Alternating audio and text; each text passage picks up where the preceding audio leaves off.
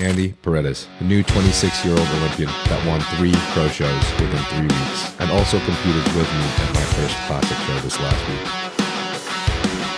I'm a firm believer in it because you get minimal side effects, you still get all the benefits. So you don't want to be like a hothead or on edge all the time. Being on low food and low body fat's hard enough mentally. If I keep my GH on this side of the fridge, I keep my meats and my other veggies on the top part of the fridge, I try to literally replicate it to where I feel like I'm at home. Glaze is arguably just as important as the tan, even the timing of the glaze. If they're going to have us on at 11 a.m., I don't care, bro. I'm getting there at 10. That already sets you up for a more relaxed state, calm of mind, better peak actually when you get to the stage. And then Prav had this idea. He's like, recently I've been hearing from other coaches is the trend is super draw. I've never taken it. And he's like, I don't want to run Halo. I think we should do 20 minutes of super draw. I was like, all right, it's going to fill the tissue with intracellular fluid similar to Anadrol. So we did it the last 3 weeks. Maybe doing it once or twice is not bad. But every show, if I'm gaining 10 pounds the night of, that's not really good for my kidneys long term. I'm pretty open about it, bro. The base of both was for the pro debut prep, the one where I was a little bit smaller. It was 600 tests, 300 mass prop, 300 primo E, 50 mgs of winning, and then towards the end, we did 20 mgs of Halo the last 2 weeks. So this is the plot choice you're gonna trip out. First off, I just want to apologize to everyone for me being so fucking slow right now. I don't know why I am. Sometimes I just have those days, you know? Yeah, Sometimes you just have those days. Sometimes you just want to be those ways. It's Sunday, bro. It's Montana Sunday. song? Yeah. When you were walking, yeah. I seen something. What's up? Do we have the same slides, bro? No. Close. I got these Young Ollie slides. Oh, okay. They're so good though. Yeah, some of the stuff Young Ollie makes, I don't fucking wear, but some of the shit is like the best shit ever, dude. Mm-hmm. Sometimes they'll come out with something out of nowhere, and I'll be like, I don't think I've ever had a better piece of clothing or a better piece of fucking flops in my entire life. I love that new drop that just came out. It's like camo and stuff. Oh, I love it, bro. That shit looks cool, bro. I was actually gonna wear it for this pod, but my girl made me this for my birthday. Okay. Shirt. Mm-hmm. And we had somebody ask in my DMs if I was gonna sell it, and Lexi and I have been thinking about it for a while because I wanted to create merch for the podcast. And bro, I 100% would feel really warm inside to get that DM. So, bro, thanks, I 100% would, because I had my friends telling me the same thing. They're like, bro, you should make some Olympia merch. I'm like, bro, I don't think anyone's gonna buy that shit, you know? Fuck yeah, and so I with Raw, they put me in touch with their graphic designer, got a, graphic that I really liked. I'm like, okay, let's do it. I bought 100 shirts, and then I kind of, promoted it in the form of some content, some reels. And then literally most of them are sold out already. No way. Like, that's I'm pretty sure sick, dude. Congrats. Like medium and 2XL are both sold out, and there's only a couple left in the other sizes. And it's crazy, bro, because I'll literally go to the gym and I'm training and I see some random person who I'd never met and they're wearing my fucking shirt. That is awesome, bro. That is sick. And it has it's not just like a random shirt. It says like Olympia on it, and then on the back of the shirt is like stage shots like this of me in my trunks, and people are wearing that. I'm like, that's tight, bro. Like, I'm in my trunks on someone's shirt, and someone's like repping that. Like, yeah, I'll rep. Like that's the meaning to it for sure. So yeah, that's dude, cool. I love that shirt too, because like the simplicity of it. Even if you just did like a white on black like that, and then you did a black on white, so you did like a white t-shirt with black lettering, and then vice versa. Yeah, put it for like $29.99, bro. Like, that's just residual. That's just income. That's like, you just put like a little you know how when you do like your little clips like in the middle of the pod, like it'll pop up or something, like you put it in the middle, like a little ad for something you're promoting. You could do that with the shirts. Like, hey guys, the shirts are live, blah blah blah. Put it in there. Very easy. Yeah. There's nothing that makes me feel more warm inside. It makes me feel better though than fucking knowing you homies are watching the podcast and that you guys like it. So, yeah, I just wanted to say thanks. I don't know if you guys would get this, but you let me know if you guys would buy this shit, because honestly, I would love to create something. I feel like they'd be. I just love wearing this because she made it for me, and honestly meant a lot that someone even asked. So I love this shit, bro. Might have to put up the good old poll on Instagram. Would you buy this? Would you buy this? Yeah. I wanted to ask you if I was a fly on the wall, what is the first memory that comes to mind where you remember bodybuilding first coming into your life? Because it looks like bodybuilding has been a massive. I mean, it looks like it's been almost everything in your life. I mean, not everything, but I'm trying to. Dude, I don't even know what to fucking do right now. I don't know why I'm even fucking talking. I can't even fucking come up with a normal words at the moment. But basically, it just seems like you know so much about it. You've been so passionate about it for so long. I kind of want to know where this all started. Yeah, ultimately, I played sports in middle school, high school, football, basketball, that type of stuff. And I was actually like always the skinniest kid. Like I always got made fun of for being like too skinny. And I was also like a really bad kid, bro. Like I was getting suspended a lot and getting in trouble and that type of stuff. Smoked weed a lot, like fire, same. Fire. But yeah, I remember like, I think it was like 7th grade, I had gotten suspended or something like that. And, I went to go stay with my dad for a couple days. And I remember I was like so angry, sometimes you're a teenager, you're just like angry, like, oh, I'm just mad for no reason. I don't know. Yeah. And I remember I went in the garage and he had like a little bench with like a little bar, some like dumbbells or something. And my dad's like, well, you're so mad. Like, let's pump some iron or something. I was like, all right, I got you. Let's do it. And he's like, yeah, I learned this in jail. Like, it's called skull crushers. You do it like this. I was like, oh, skull crushers? All right, bet. So do skull crushers. This in jail is crazy. And then push-ups. And then just like, mind you, I'm hella skinny, bro. So I'm doing like 10s on each side. And I'm like struggling. But like, I don't know. We just worked out for like an hour. And I just remember feeling like, bruh, this feels good. Like, yeah, like, I don't know. It gave me a sense of like confidence that I was missing. And, I was like, yeah, I want to do this more often. And then I had a gym membership that whole time. Like my mom had gotten me a gym membership at the local gym and I'd never really ever gone. And then once I found like how much I enjoyed just like weight training, I was like, dude, I'm going to start going to the gym. Next thing I know, a couple of homies starting to go with me. And then before I realized it, bro, I was like going into sophomore year and I was like getting pretty serious into sports too. And I was like, you know what? I just want to bodybuild, bro. And I quit football, quit basketball. And that summer going to sophomore year, bro, Rich Piana, 2-a-days, like bulking, eating 5,000 calories a day, watching Cali muscle videos, eating top ramen and tuna. Like I did all that, bro. I was bringing my meals to school sophomore year. Junior year, I started driving. So I was able to drive to the gym. I would literally skip class, bro, to go train. Like I would bring protein shakes, into class. And then by junior year, bro, like the teachers are accusing me of like taking gear and shit already.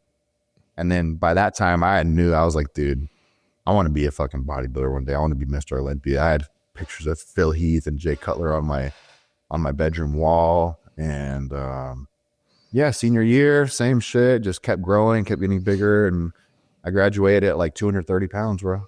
And I was Holy shit, that's crazy. How tall are you again? 5'11". So, I mean, like my freshman year, I was like $140, $150. So I graduated at 230. So like, it was huge transformation.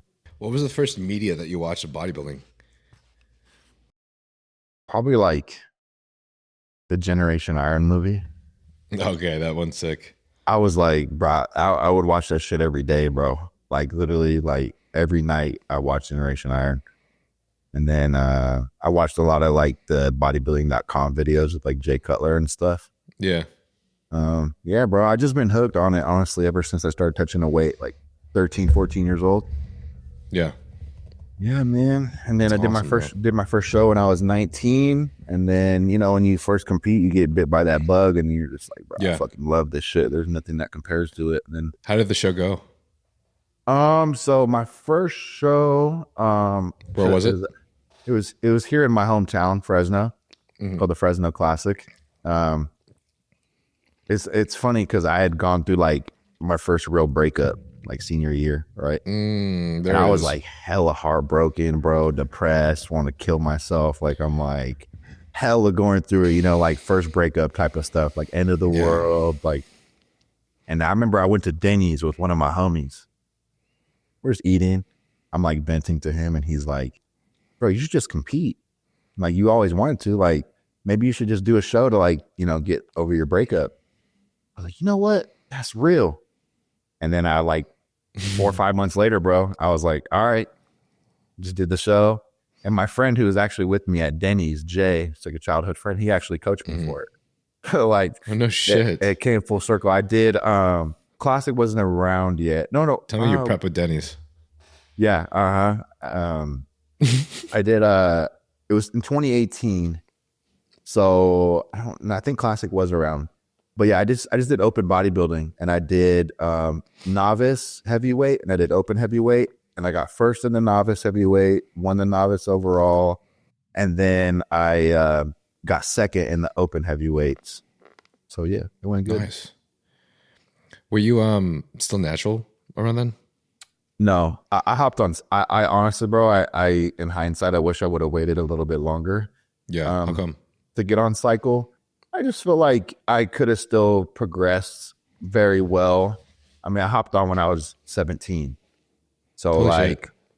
that's very, very young. But like to put into context, I was like maybe 205. I was already benching like 225. And in my mind, I justified it like, this is what I want to do with my life, 100%. I want to be a competitive bodybuilder. I want to make it to the Olympia. This is how I want to make my living. So I'm like, I'm just going to start now. Why wait? And I jumped on my first cycle, bro, in high school. And like, yeah, in hindsight, I wish I would have waited until I was at least like 20 or something, you know, but. And that's because you just feel like you could have made a little bit more gains naturally first. Yeah. And also like, foundation. I don't know, just, I don't like the idea of me starting that early. I feel like just maybe I wasn't like truly fully developed as like a male yet. Like, I mean, I was 17, that's pretty old, but like, I feel like you're not fully developed as a male until maybe you're like 20, 21 maybe. Like I could have probably grown more, maybe gotten taller, like I don't know. But ultimately, like I look back, I'm like, no regrets, bro. Like everything happens for a reason, you know, and it kind of made me who I am today. You don't feel like there were any other issues that came from you starting early, right? Like mentally, for example? No, I don't think so, bro. I feel like I've always been like pretty mellow and chill. You know, that first cycle hits different though, bro. You're like fucking angry. You're like, I'm ready to every day I'm ready to go kill it, like in the gym. Like there's no other feeling like it. But I think ultimately, like the longer you take gear, the more you kind of like learn how to like adapt to it. Yeah. And you don't really feel like angry all the time. You just sometimes it's even almost subconscious. You kind of almost naturally adapt to it. Yeah. Well, most people do. There's some people I could say that don't, unfortunately. Yeah, I mean, I know some people that are like, I literally can't take Tren. I'm punching holes in the wall. I'm like, bro, relax. Why are you so mad? Some people that are still taking it and still punching the holes in the wall. I don't know. It's crazy, man. I was having this personal talk with somebody about someone we know that continues to do it, and it still affects their life and their family in such a negative degree that it's kind of destroying the relationships with his wife and his child and everything. It sucks. So, bro, I mean, it's different for everyone. We hear stories like that, like I'm sure that you do. Like, there's people that are going through that much, putting their family or significant other through all that, and like they don't even compete. They don't even get on stage. I'm like, bro, what are you doing? Like, you're taking 500 megs of Tren, and you just look like, you know, like an average gym guy. I'm like, you're not even competing, bro. Like, the health aspect is great enough, like, but you're also like deteriorating your marriage and, you know, all this stuff. Like, it's terrible, bro. Like people truly, I don't know, man. Right. It's a tough thing. Having a little bit of mental fortitude and consciousness over this stuff is probably one of the things I like to cover the most, because I think it's just different for every person. You know, some people can fucking take all the shit in the world and they don't fucking feel a thing and they just feel great the entire time. My boy Devin Bernardo, he like last time we were on a pod like 2 years ago or a year and a half ago, he was just talking about how he just jumps on everything and he just loves it and he just feels awesome and he's just happy all the time. Like no side effects at all. Yeah, no side effects at all. which I think not very many people can honestly say. But Well, I mean, that's a whole nother conversation, like about the hyper-tolerator thing, right? Like, yeah, some people can run gear for 20 weeks. They do their lab work, and their lab work is like pristine. Some people run test and Anavar, and their fucking lab work is destroyed. You know, like it's different for everyone. A lot of it's just genetic. You know. Mm-hmm. What was your first cycle? So I was 17. Okay. Yeah. Mind you, I don't have no guidance back then, right? Like I'm like listening to my buddies at the gym and shit. Or like looking at bodybuilding.com forums for cycles. You want to guess what it was? Do I want to guess? Yep. I'll give you a hint. It was 2 compounds. Yeah. Mm. Is it high or low? For a first cycle, pretty high. Like I could probably take that now and pretty get a good response from it. 500 tests, 300 tread. Oh, that's close. No, it was 500 tests, 50 mgs Anadrol. Oh, sick. Right out, bro. Right out savage. right out the gate. I didn't give a fuck. I was like, oh, this ain't shit, bro. I love that. And I would like have my friends tell me, they're like, oh, bro, that's nothing. That's like that's a normal cycle. But I'm like, bro, I was, hindsight's always 20/20. If I could go back, I'd take like 150 mgs a test, bro, and that's it. Yeah. You know what I mean? But I gained like 25 pounds in my first cycle. So I'm like, damn. I went from benching like 225 to like 315 on incline. I'm like a senior in high school, bro. And I'm like inclining 315, like for reps. And people are like, you're on steroids. I'm like, well, maybe. My teachers, bro, my teachers were just roasting me and shit. You got to tell us all the negatives. Are all the 17-year-olds on this podcast are going to jump on 50 Anadrol and 500 tests? Well, I did start getting some acne. I definitely started getting some acne on my neck and my back. Like nothing too bad. Like I didn't develop any bad like scarring, and it wasn't like cystic acne or anything like really bad. I think it was just honestly more of a combination of I was training harder and I was sweating more, and I think it was more of just like a hygiene thing. Like I remember I would like go train legs and be drenched in my shirt, and then I would drive home in the same sweaty t-shirt and, you know, not shower for a couple of hours. Now I'm like so proactive about my hygiene. I bring like an extra t-shirt to the gym. Like I get out of my sweaty clothes as soon as I get home. I rinse off. I'll shower twice a day. I'm like extra proactive because I'm like so paranoid. I'm like, bro, I don't want to like break out and shit, and making sure my estrogen is always in check and stuff. Yeah. I was not keeping my estrogen in check with my first cycles. Oh, bro, I was like, no chance. I'm like, bro, what do I take? Oh, take 1/8x per day. I'm like, oh, okay, cool. That's what I was doing. 1/8x. 1/8x tablet per day. I don't even know like what it is or what it does. I'm just like, cool. I'll take it. Why not?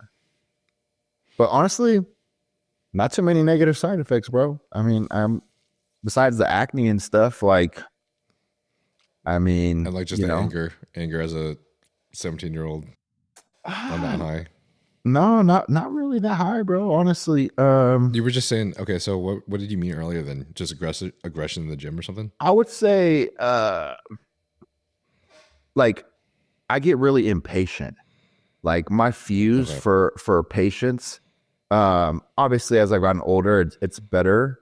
But yeah, when I was younger, like I would get very, very irritable, like a lot quicker. Like my fuse was a lot shorter.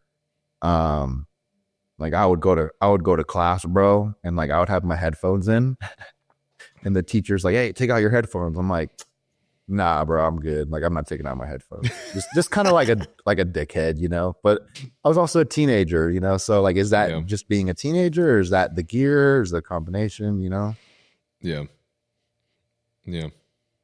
I'm like watching bodybuilding videos, and the math teacher's like, "Hey, put your phone away." I'm like, "Oh, bro, Phil Heath, what are you talking about? I'm not putting this shit away." Yeah. Could be a little of the Anadrol. I don't know. Maybe not. Yeah.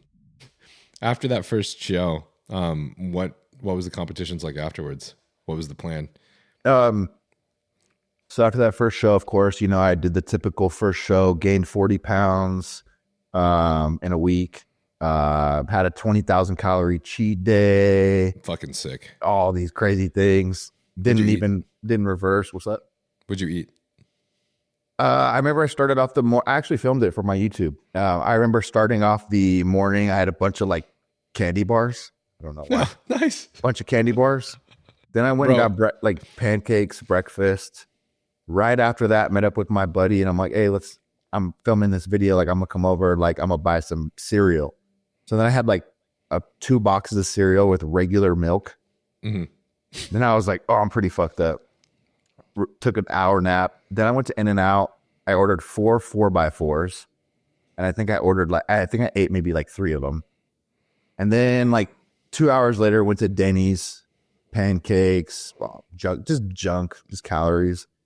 Then I was like really done for. And it was like 10 o'clock at night. And my boy hit me up. Hey, bro, you got to hit that 20K. Let's go get some Taco Bell.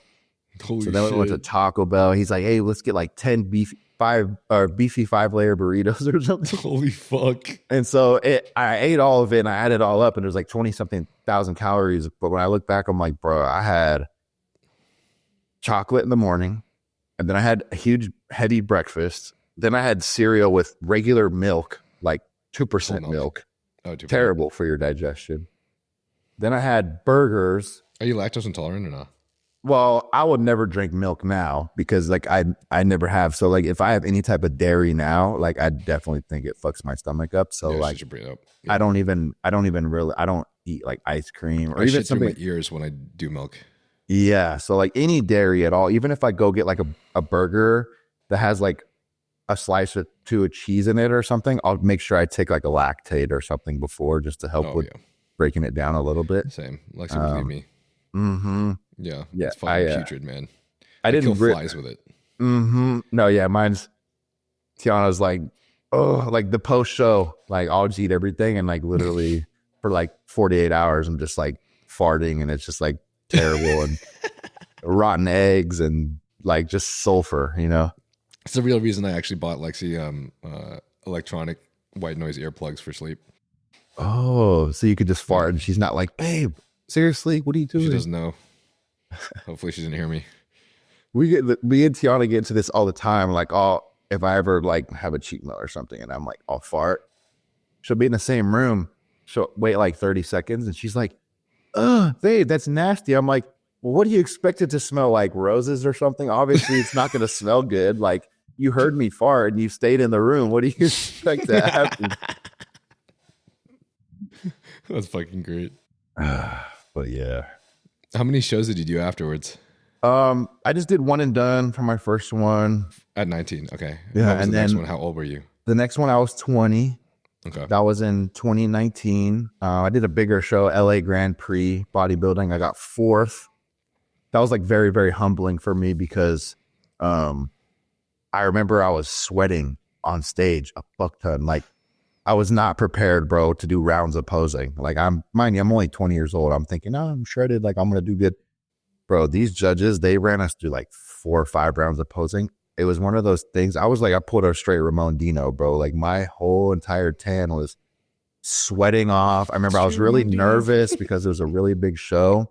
Yeah. And I was so embarrassed, bro. Like my whole entire tan was just drenched. And I remember from that point forward, I'm like, bro, this will never happen on stage ever again. Like I'm going to die in the posing room on prep before I ever. Did you have any sugar during pump up too? Bro, no. I was with the same coach. He's still my good friend to this day, Jay. Yeah. Same coach who coached me for the first one. Yeah. Mind you, we're just kids, bro. We don't know what we're doing. There's no rhyme or reason. He's just like, okay.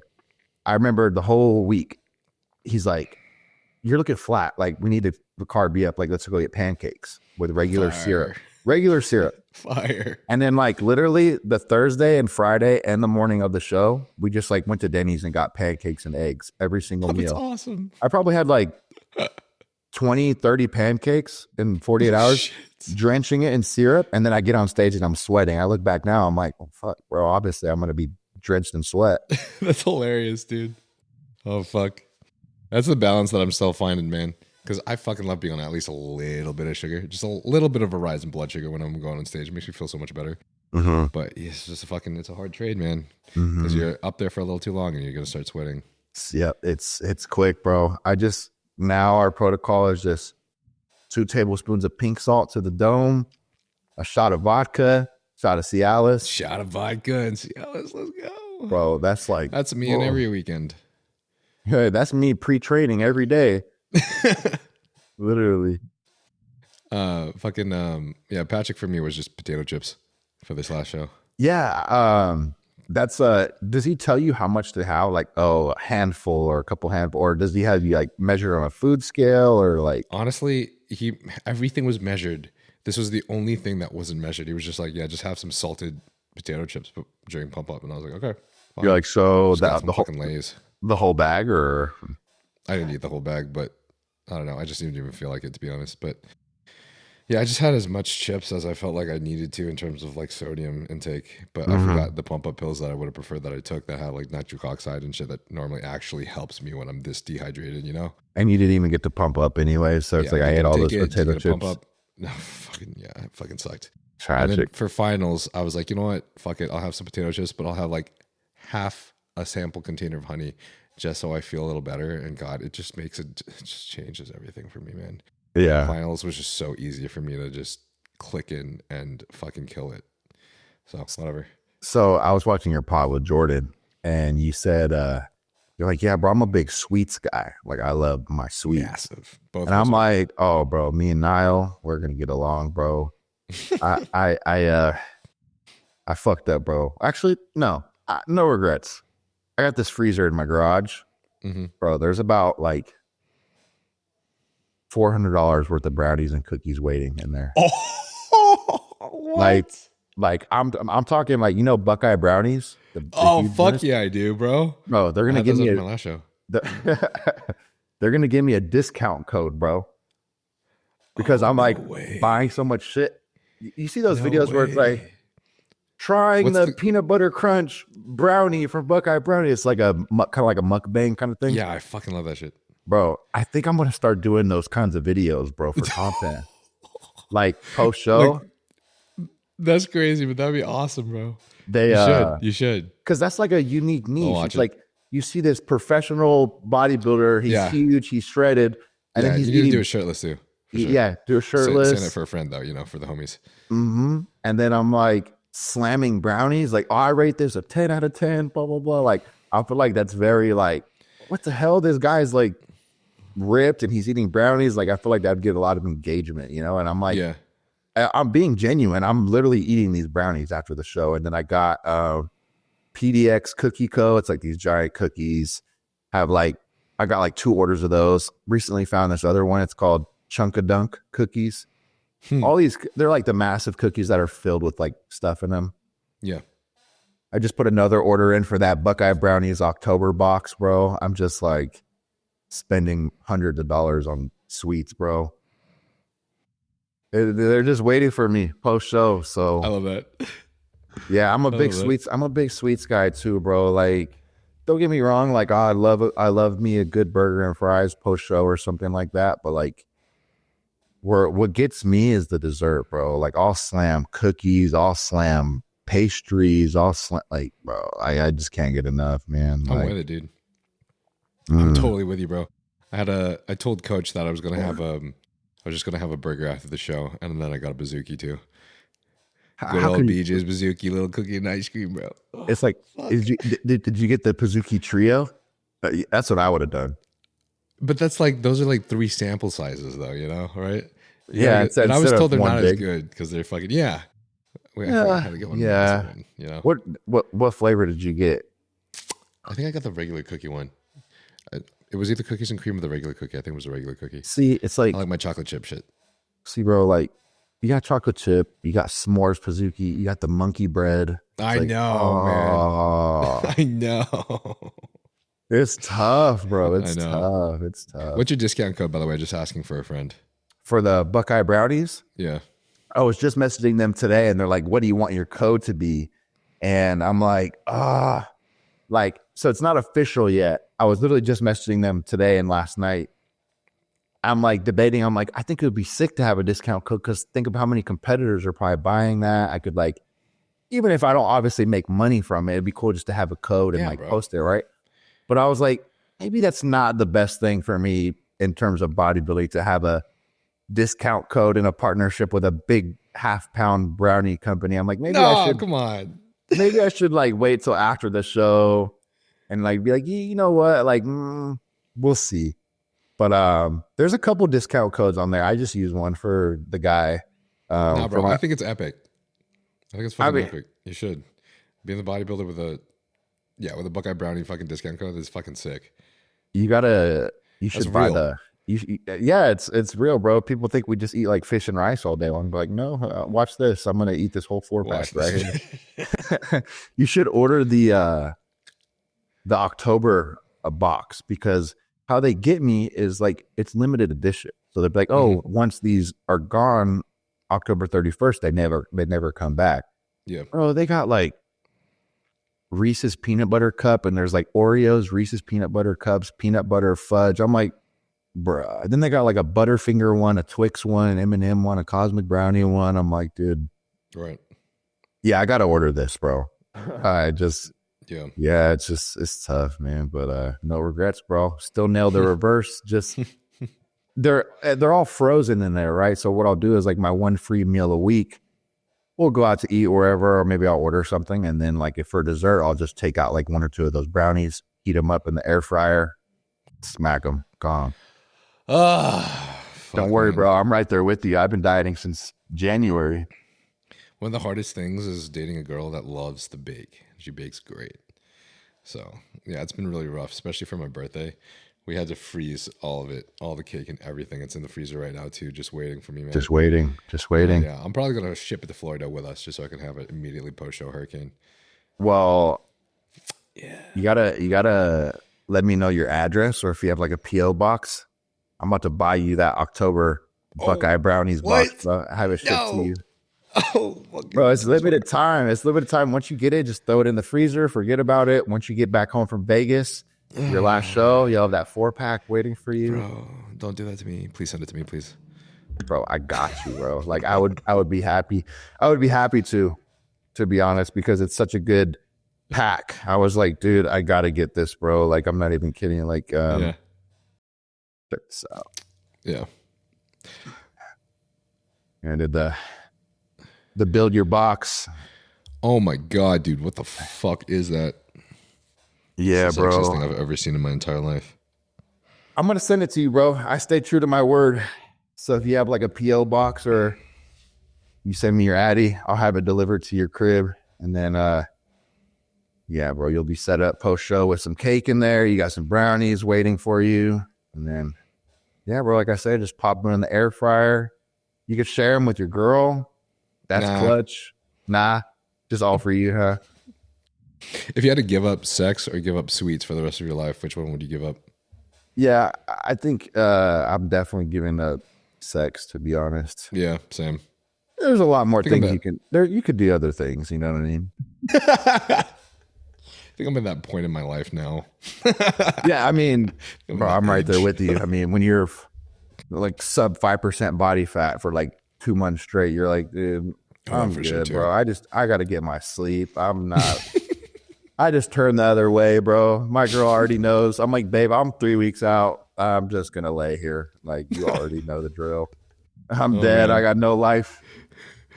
Back to the shows, by the way. Since you got 8th at that last show, and then now out of nowhere, fucking won 3 pro shows in a row within 3 weeks, which is absolutely balls fucking nuts. Look at, see, I want to ask. You see that one up there, the top left? Oh shit, dude. That's the one to the left of the helmet, closer to the pro card, that's the Legion trophy, bro. It's got the guy with the cape. So sick. I was like, oh yeah, felt good to get that one. I love it. It's fucking awesome, man. I love your background. That's so epic. They got so for Oklahoma, they gave me this big shield and then that helmet. It's cool, but I'm like, I'd rather have a big ass trophy, bro. Like, I don't know. I just like a giant trophy. It just looks more aesthetically pleasing to me. I gotcha. I wish I could show you guys right now, but instead of the sword, which I always wanted, they actually gave me an oversized trophy for one of my overalls instead. Ooh. Like oversized guy trophy. And honestly, I like it better. It's like fucking, it goes up to like my hips or something. It's pretty like big. Like a sword is cool because I have one too. But it's like once you get the sword, you're like it's just a sword in a case. I'm never gonna use this, or I don't know. Like it's. Are you sure? I mean, look, it's right there. You see it? My Yeah, yeah, girl is so funny. She like when we moved into this new house a couple months ago, she's like, yeah. I'm gonna build you a trophy case and all this stuff. And I was like, okay. So she literally ordered this whole thing, built it all by herself. I came home from the gym one day. She organized all these trophies. She see, these are like my medals up here. She hung up all my medals. Like she collected like all my pin numbers, Hmm. and she has them all like right here on the bottom, like every pin number organized. Like That's awesome, she man. did all that, bro. And I was like, That's so damn, cool. that's fucking I love cool. that. So now To keep I her. get to like wake up every morning and walk past it. I'm like, oh, that's pretty cool. Like, That's so too. you know, That's so sick. So, I felt like this is true for anyone in any competitive sport, but I want to ask, placing worse than before can normally naturally kill one's motivation for the next show. I feel like kind of just like a subconscious thing that tends to happen. So, how do you deal with that? I think the best way of dealing with that is initially not putting so much stock into how you place, because I think people forget bodybuilding is a subjective sport. So even if you are the best guy on that day, maybe you're just not what the judges are looking for. Maybe the Yep. judge prefers a guy who's taller or shorter or has, a different look. And that's just simply out of your control. Like literally, I look at bodybuilding like control everything you can control, and like everything else will work out. Hmm. So like you don't know if you're going to win. You don't know if you're going to lose. You don't know where you're going to place. So I think when guys put so much stock into like, I got to be first, I got to be first, and then they're not first, that's when it's like that real gut punch, soul crushing feeling to where you're like, oh, I'm not motivated. This sucks. Like it leaves you with a bad taste in your mouth Yeah. versus initially coming into it like, I'm going to just bring my all time best and let the judges decide. That's always been the Right. motto. If you're the man on that day, hell yeah, bro. We'll take the win on to the next one. But if you're not the man on that day, it's like, bro, I'm just not the man on that day. And like, that's fine. Like, I still did everything I possibly could. For me, like, losing just motivates me to come back and like work even harder. So, like, you can look at losing as like a negative thing, but you could also look at losing like, what did this teach me? What am I No, going to learn internet. from this? And like, how am I going to come back from it? Yeah. Sorry. Did you hear me say internet? Yeah. Yeah, fucking video call disconnected and it said it was trying to reconnect for a second, so I missed the last like 30 seconds of what Oh, you said. shit. Maybe that was like it was more like 10 seconds actually. But yeah, I'm sorry, bro. Can you just say that one more time? Yeah, no, I got you. I was saying that like, you know, when you lose, it's actually, a good thing. You could choose to look at losing as a good thing. Like, what did I learn from this experience? How am I going to come back and be better? Versus losing and being like, oh, this sucks. Like the judges didn't look in my direction. This sport sucks. And like, you end up kind of feeling more bitter than anything. Yep. Um, like we always say, like, don't get bitter, get better. Ultimately, if you just continue to check your boxes month after month, year after year, I think like climbing the ranks is inevitable. So Yep. that's why I like seeing how much potential you have is inspiring, because it's like, yeah, that was your first pro show. You placed eighth, you placed how you placed. Like, but look at me, literally 1 year ago, I placed eighth. Who's to say that you can't do the exact same thing? You block out the noise, you check the boxes, you hit, one of these shows this time next year and you fucking win. Ultimately that's in your control. You continue to check your boxes and bring your absolute best that you can.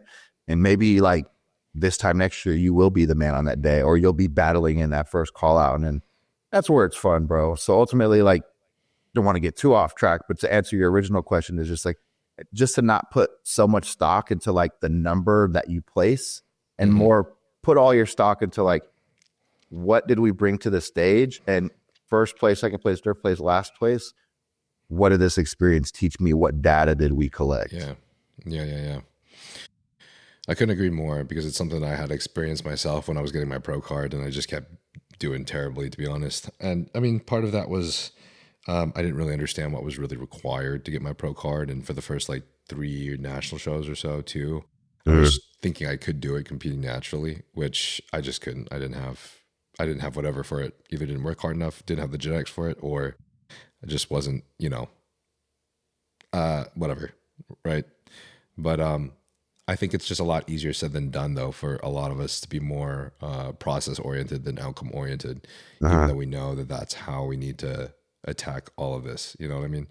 So I was, is there anything that you like keep in mind while you are competing? Like, I think one of the things I do for myself as I'm through prep is like trying to remind myself to really enjoy this process every day.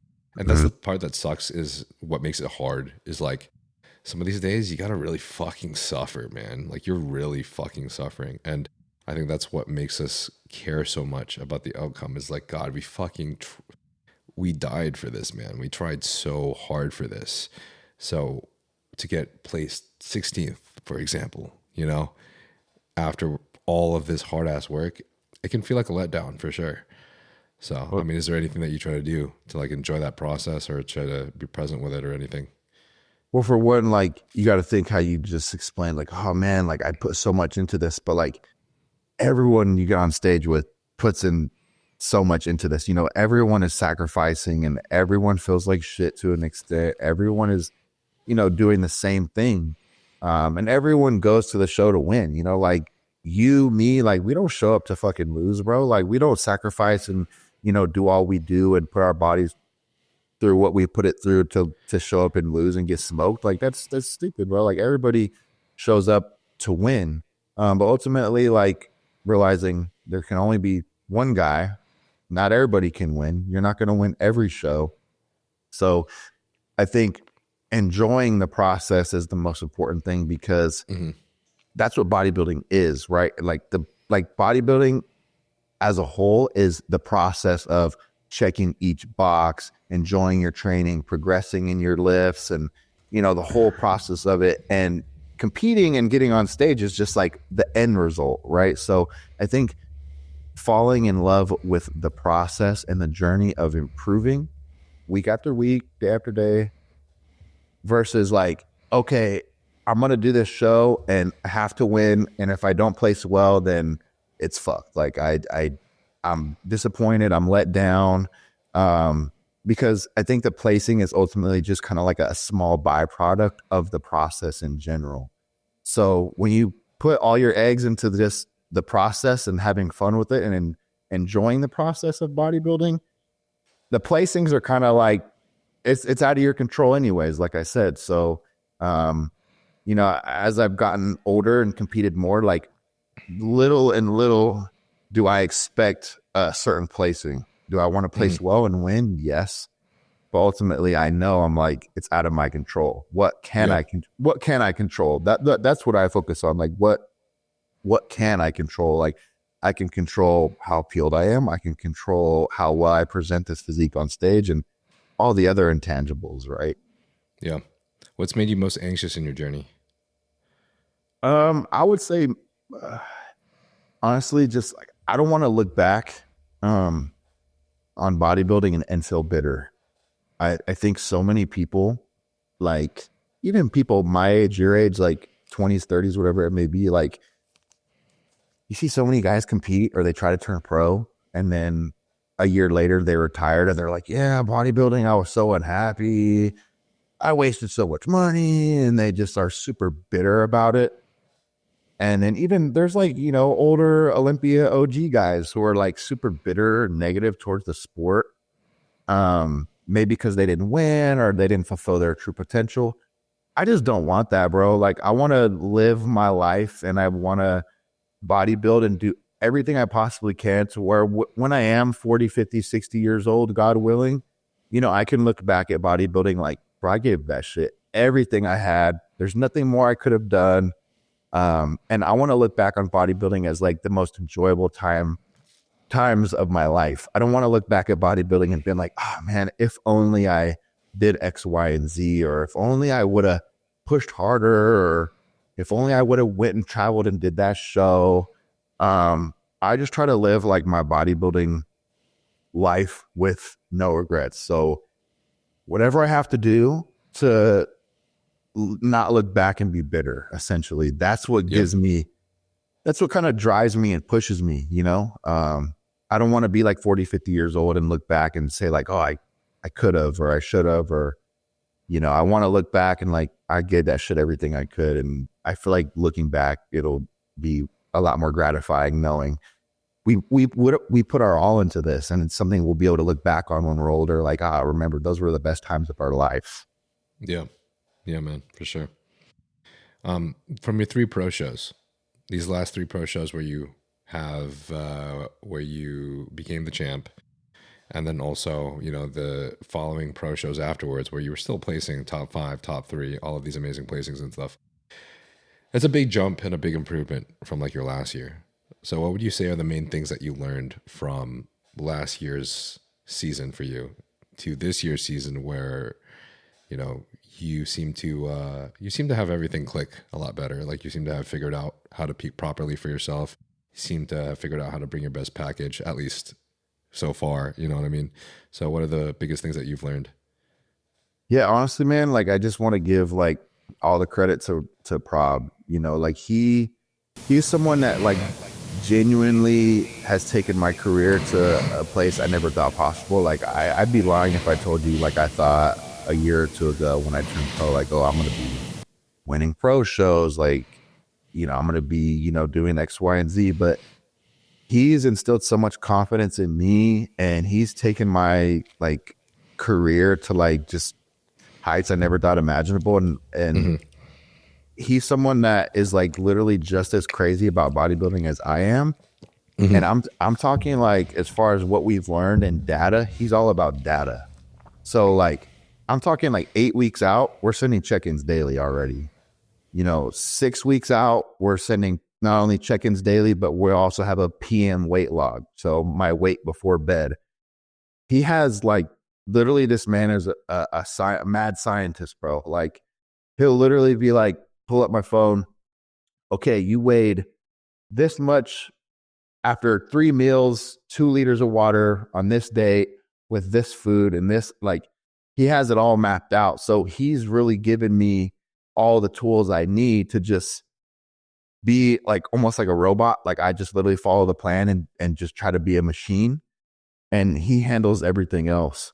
So like, as far as like peaking and continuing to improve show after show, nailing the reverse. Yes, I am the one that's like physically doing the work, but like without his guidance, I wouldn't be able to achieve any of it. So I think it's just like a matter of like, we've been able to collect so much data, and we've been able to like try so many different things to where like there's no guesswork involved in this. Like he can tell you, like, okay, for the Olympia, I'm going to feed him this much and his weight is he's going to wake up at this tomorrow. Like he knows, like, so a lot of it's just data based, bro. Just collecting data. The more shows you do with one coach, the longer you stay with one coach, the more that coach learns your body, the better you're going to be set up.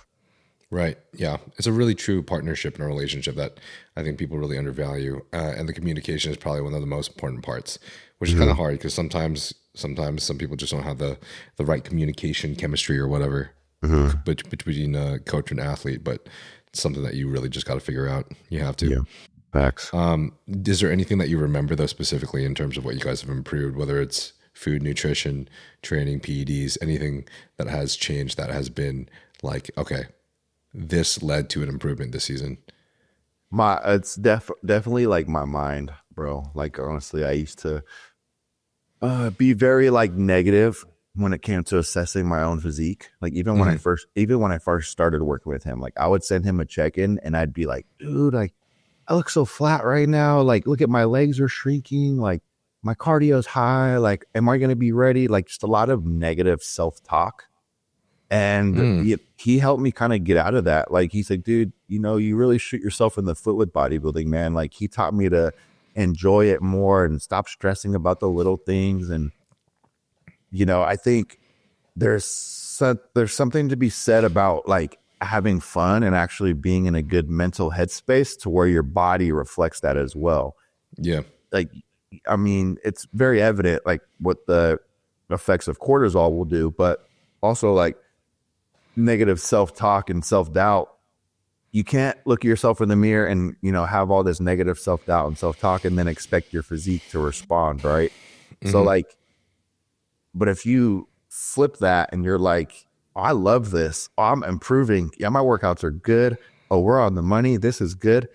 Then you have such a positive outlook on it. Your physique is just a reflection of that, in my opinion. Yeah. So, that's, I think, honestly, like the more positive I've been and the more I've been able to enjoy prepping and bodybuilding and just the day-to-day monotony of it, the more my physique responds. Like, it's just like, it's definitely the mind has been the biggest thing. Without the change in the mind and the visualization aspect of it, I don't think my physique would make any of the improvements.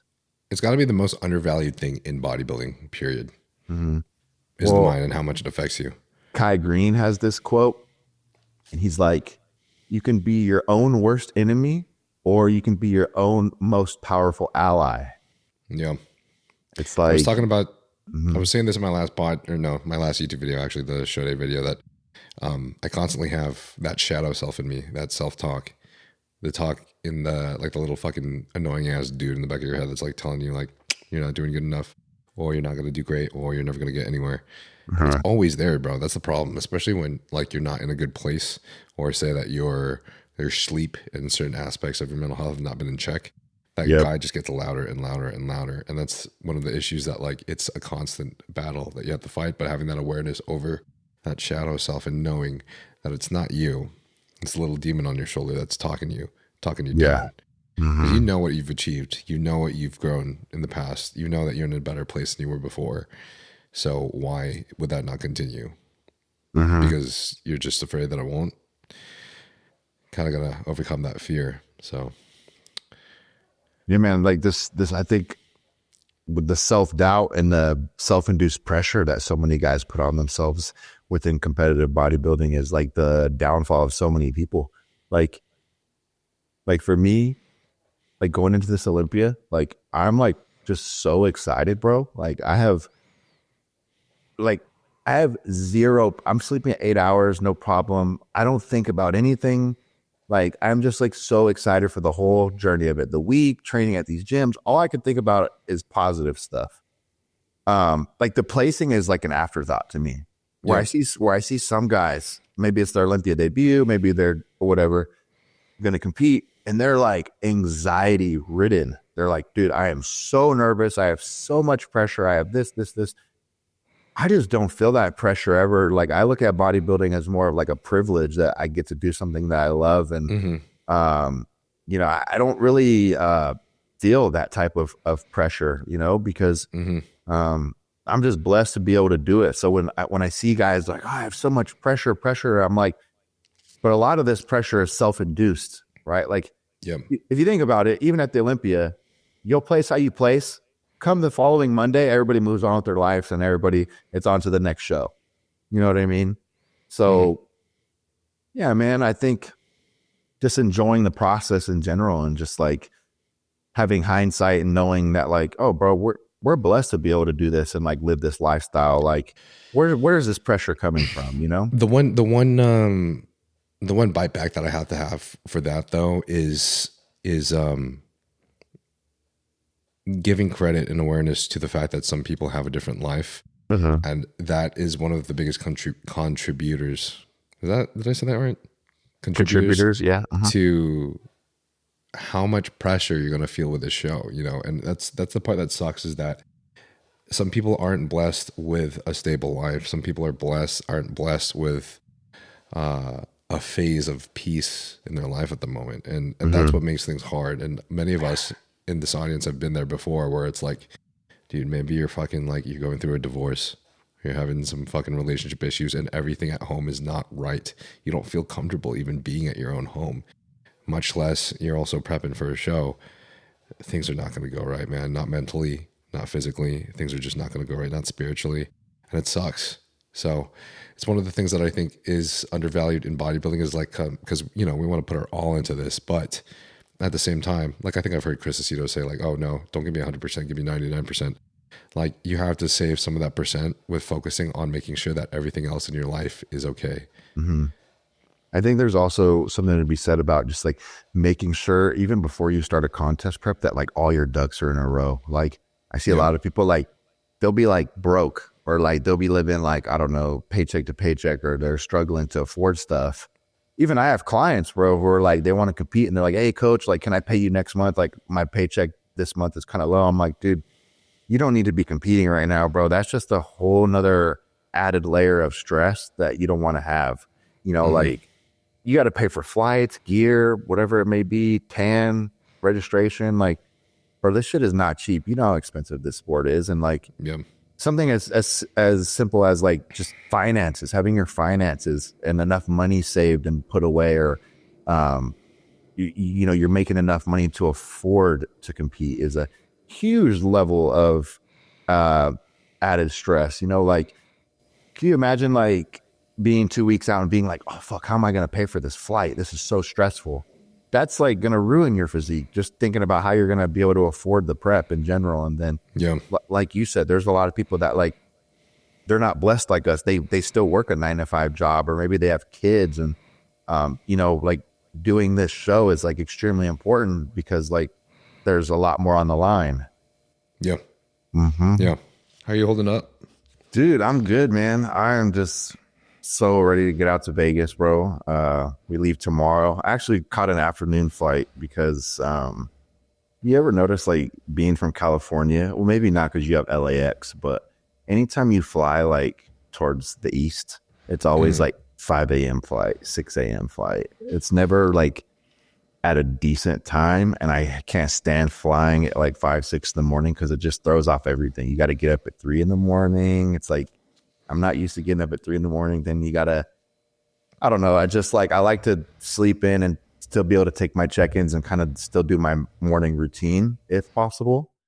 And so I was able to catch a flight. It's like a 5 p.m. flight. So get to Vegas around 6:30, and then we might train there, might train here, and then just the whole, getting settled in, get our groceries and stuff. Got a nice B&B. So I'm pumped, dude. Just seeing all the updates of everyone who's already out there. Like Urs got out there today, and like you see Baruz, and like everybody's training there. So I'm having a crazy amount of FOMO already.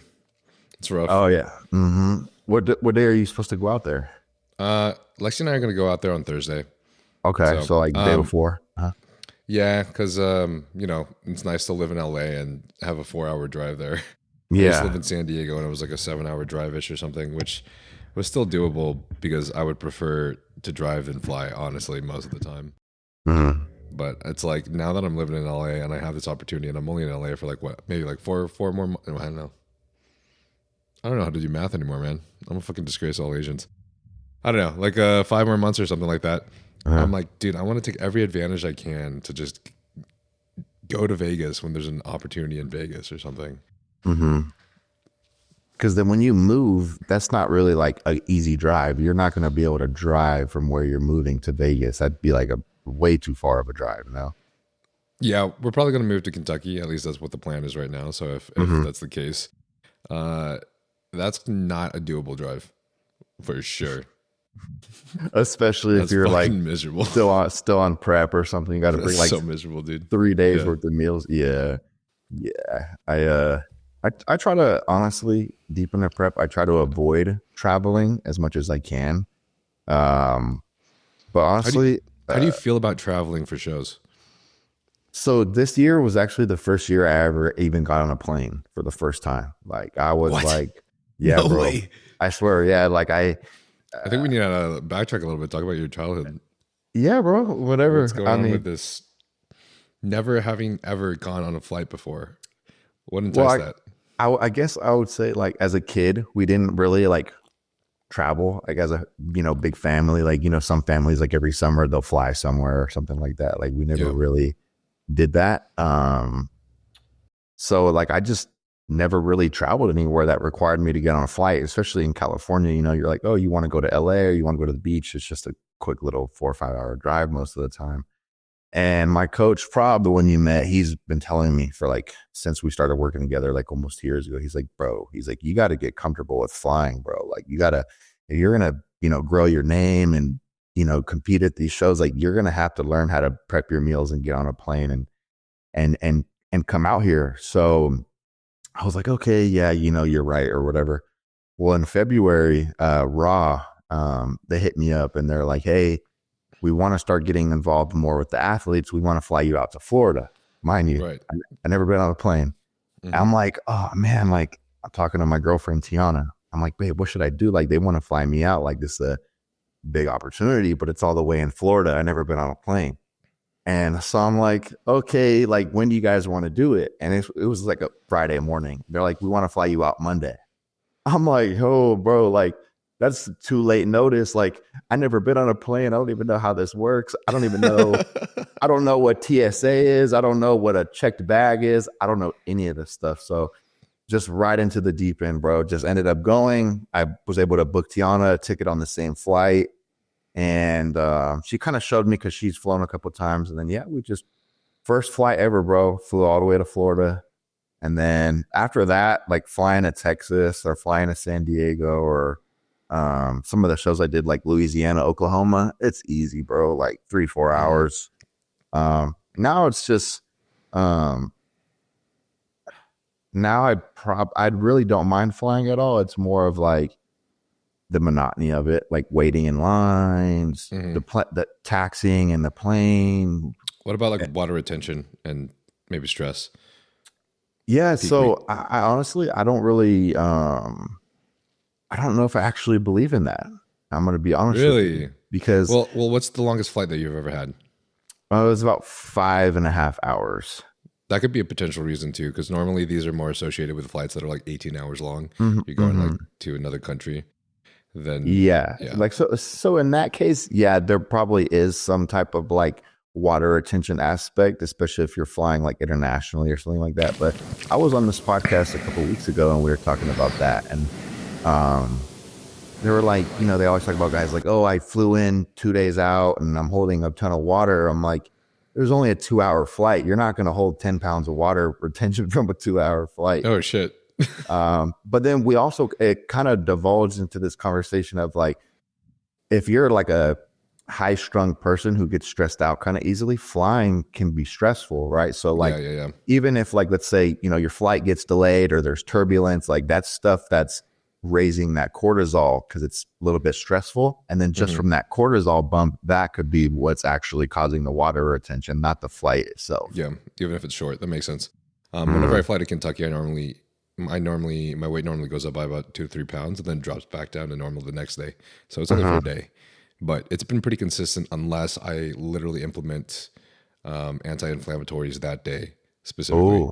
And maybe things that I know that I end up waking up drier with. But yeah, like if I inject glutathione the night before, or no, the night that I've arrived, normally I wake up a little bit lighter in weight. Okay. Interestingly enough. So I don't know. It's just anecdotal though. That's smart, bro. I'm going to have to start taking that.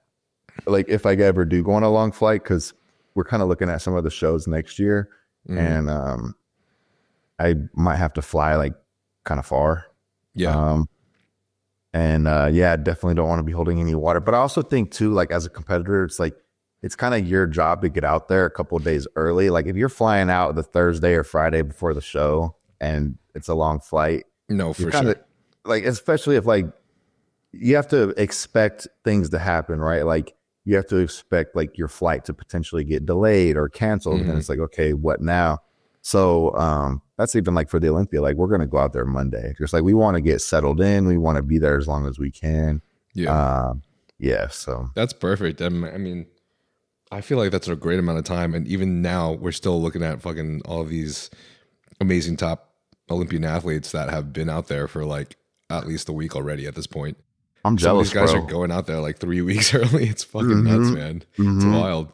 I saw freaking Summerfield and Eric were doing content like a week and a half ago or something. Yeah, Mike went out there like a month ago, I believe. Mike's been out there for a minute, but I also know because I do watch a lot of his content. He just like lives on the road. Like he doesn't. I don't know if he has like a home where he lives at like most of the year, but like from what I've heard and from what I've seen on his content, like he'll just come and go. Like he'll go stay in Spain for a couple of months, and then he's like, okay, like I'm gonna just take my food with me and everything I need, and then we're gonna go to Dubai for a month. And he enjoys the aspect of being able to pick up and go because he doesn't have like a 9-to-5 job, or he doesn't have kids that's like holding him down to one spot. He's able to travel the world, and I think he actually likes doing that type of stuff. That's something I admire about him, though, is his like capacity to be able to do that. Like, I feel like, I don't know, man. I feel like I'm a little bit more high strung in how I want to stay organized. So the moment I'm on the move or like I'm in a hotel, I feel like everything's a mess. Like things are places where they shouldn't be. Like I'm not familiar with this room or with this building. I'm not familiar with this bed.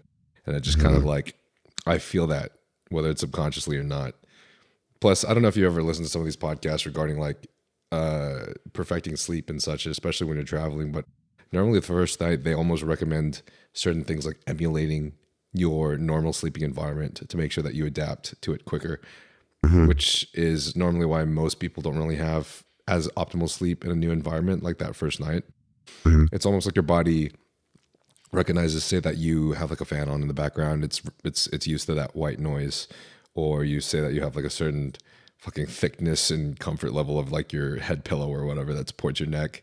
Or even like your mattress. You ever get like an Airbnb and the mattress is just a piece of crap and you're just like, dude, I can't get comfortable on this. This sucks, you know? Or like I think that's a huge thing. That's like when I travel, I try to get into my routine as fast as I can. So like if my routine is like, okay, every morning, you know, I take X, Y, and Z supplement, I drink this much fluid, I go on this long of a walk, I just try to replicate that like everywhere I go. Like if I keep my, I don't know, say if I keep my GH on this side of the fridge, I keep my meats and my other veggies on, you know, the top part of the fridge. I try to literally replicate it to where like I feel like I'm at home, right? I love that, bro. The GH on the top part of the fridge. No, like it's got to be, like you said, it's got to be very specific because your body's used to just being in routine, especially like in a prep setting. You probably get this too, where you're like, you could do your morning routine with your eyes closed at this point. It's so routine. Like you take this supplement, you take this fat burner, you take blah, blah, blah. And, you know, I think even what you said too on the bed where we live, like I sleep on the left side of the bed. So anytime Tiana and I go anywhere, I'm always like, hey, we have to recreate this as if we were at home. So like, I'm going to sleep on the left side of the bed. Yeah. so yeah, we just try to recreate like your setup as best as we can. Yeah, that's funny. We're pretty similar that way as well. Real quick, guys. So while I was looking at the YouTube analytics, I actually saw that 85% of you guys that watch this channel are not subscribed. And I want to ask very little of you guys. But if you enjoy this podcast, if you find value in it, then please do me this one favor and subscribe to the channel, because doing so helps me get bigger and greater guests like the guests you are listening to today. Also, this channel is not sponsored, which means only the companies that I work with, which are Young LA and Huge Supplements, are the companies that can help fund this channel by you guys using the code NILE. So code NILE gives you a discount of 15% off of Young LA, and code NILE also gives you a discount of 10% off of Huge Supplements. And if you decide to purchase anything from any of these companies, it will help immensely for me by using my code. And this way, I can travel to other guests and also upgrade an equipment to make this podcast bigger and better for you guys. All right, I'm like, there's a lot of questions that are being brought up, to be honest, as we're talking. And I'm realizing like I think it's better, or it would be great if I laid down a little foundation first, because I think there's a lot of people that haven't really heard your story or heard anything about you as well. Plus, also earlier you mentioned that you had a big family, and I didn't get a chance to ask you what you meant by that exactly, as one of the reasons why it was kind of hard for you guys to travel. This was when we were backstage. I said something about having a big family. No, just in the beginning of this pod, you said like, Go ahead. Yeah, did you say something like that? No. Like we were talking about like getting on flights and stuff, and I said like my family, like we didn't really like travel anywhere like that. But no, I don't have like this crazy big family. Like I'm super close with like my mom, my sister, my brother-in-law, my nephew. I don't speak to my dad a whole lot. We're on good terms, but he's just, you know, very busy with work. He's got other kids, and then I have two little brothers from that same dad, and you know, obviously they look up to me, and they're like in their early 20s now, so they're like they're working full time, they got girlfriends, so it's like, you know, just as you become an adult, it's like kind of hard, you know, to like make a ton of time for family. But no, I still love, like, you know, going to Thanksgiving, Christmas, like we all still gather and meet and stuff like that. But no, I don't have like this huge family. No, still fucking way bigger than mine, that's for sure. Who do you have? Who's like in your main circle? I'm not really close with my my personal family. I didn't have any siblings. It was just me and my parents. And we had kind of like uh, I'm trying to think of a good way to explain this. I've talked about it before in the podcast, so I don't want to chat people's ear off about my life, but just essentially like a kind of a disconnected childhood and not really the best relationships or situation. Things are better now, of course, because I'm a lot older and I've like put some effort into mending relationships with my parents and especially my dad. Things have been a huge improvement since then, and going to therapy has helped a lot as well. But I mean, essentially, I just haven't really. I left home at 15, and I've kind of been on my own since then.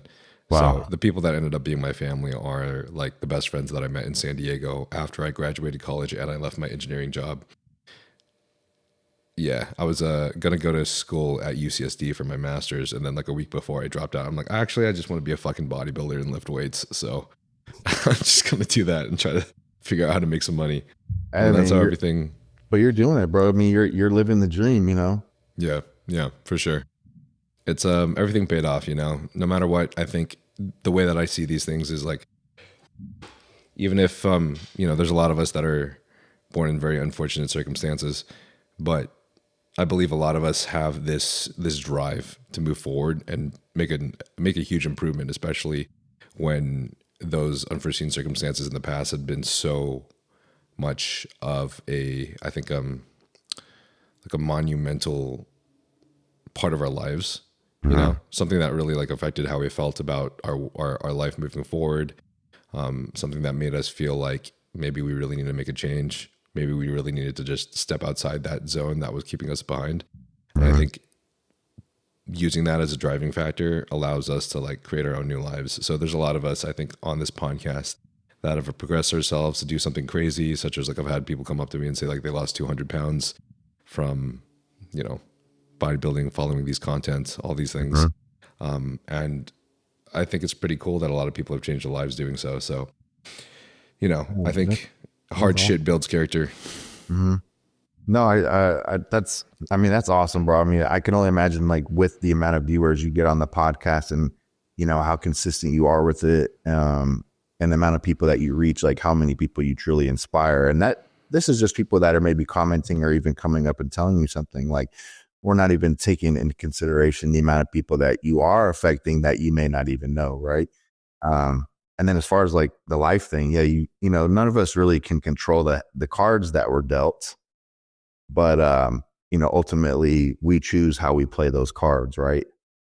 So, I heard this quote, and you're talking about like how hardships build character and all that, and I don't want to butcher the quote, but it was essentially like a smooth.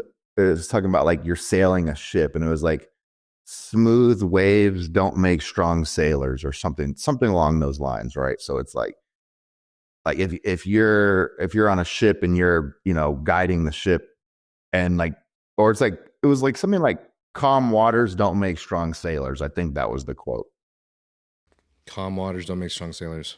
Yeah, which is like if you essentially like if you don't go through any adversity, like you're not going to build that character, like you were saying. Right. Yep. Yeah. Exactly. Like getting placed absolutely terrible next to Andy at your first show. No, I mean being completely dwarfed. So we do have a lot to recap on that, because like I actually have questions for you about how you're feeling and like what the plans are, just to recap the show too. But I also know you wanted to do like a backstory too, is like get some type of context for the viewer who may have never like seen me or anything. And then yeah, bro. Yeah. But I love the flow already. It's like nothing is forced. That's another reason I love your pod, is because some podcasts you watch and it's just a tough listen, Yeah. So well, I appreciate that, bro.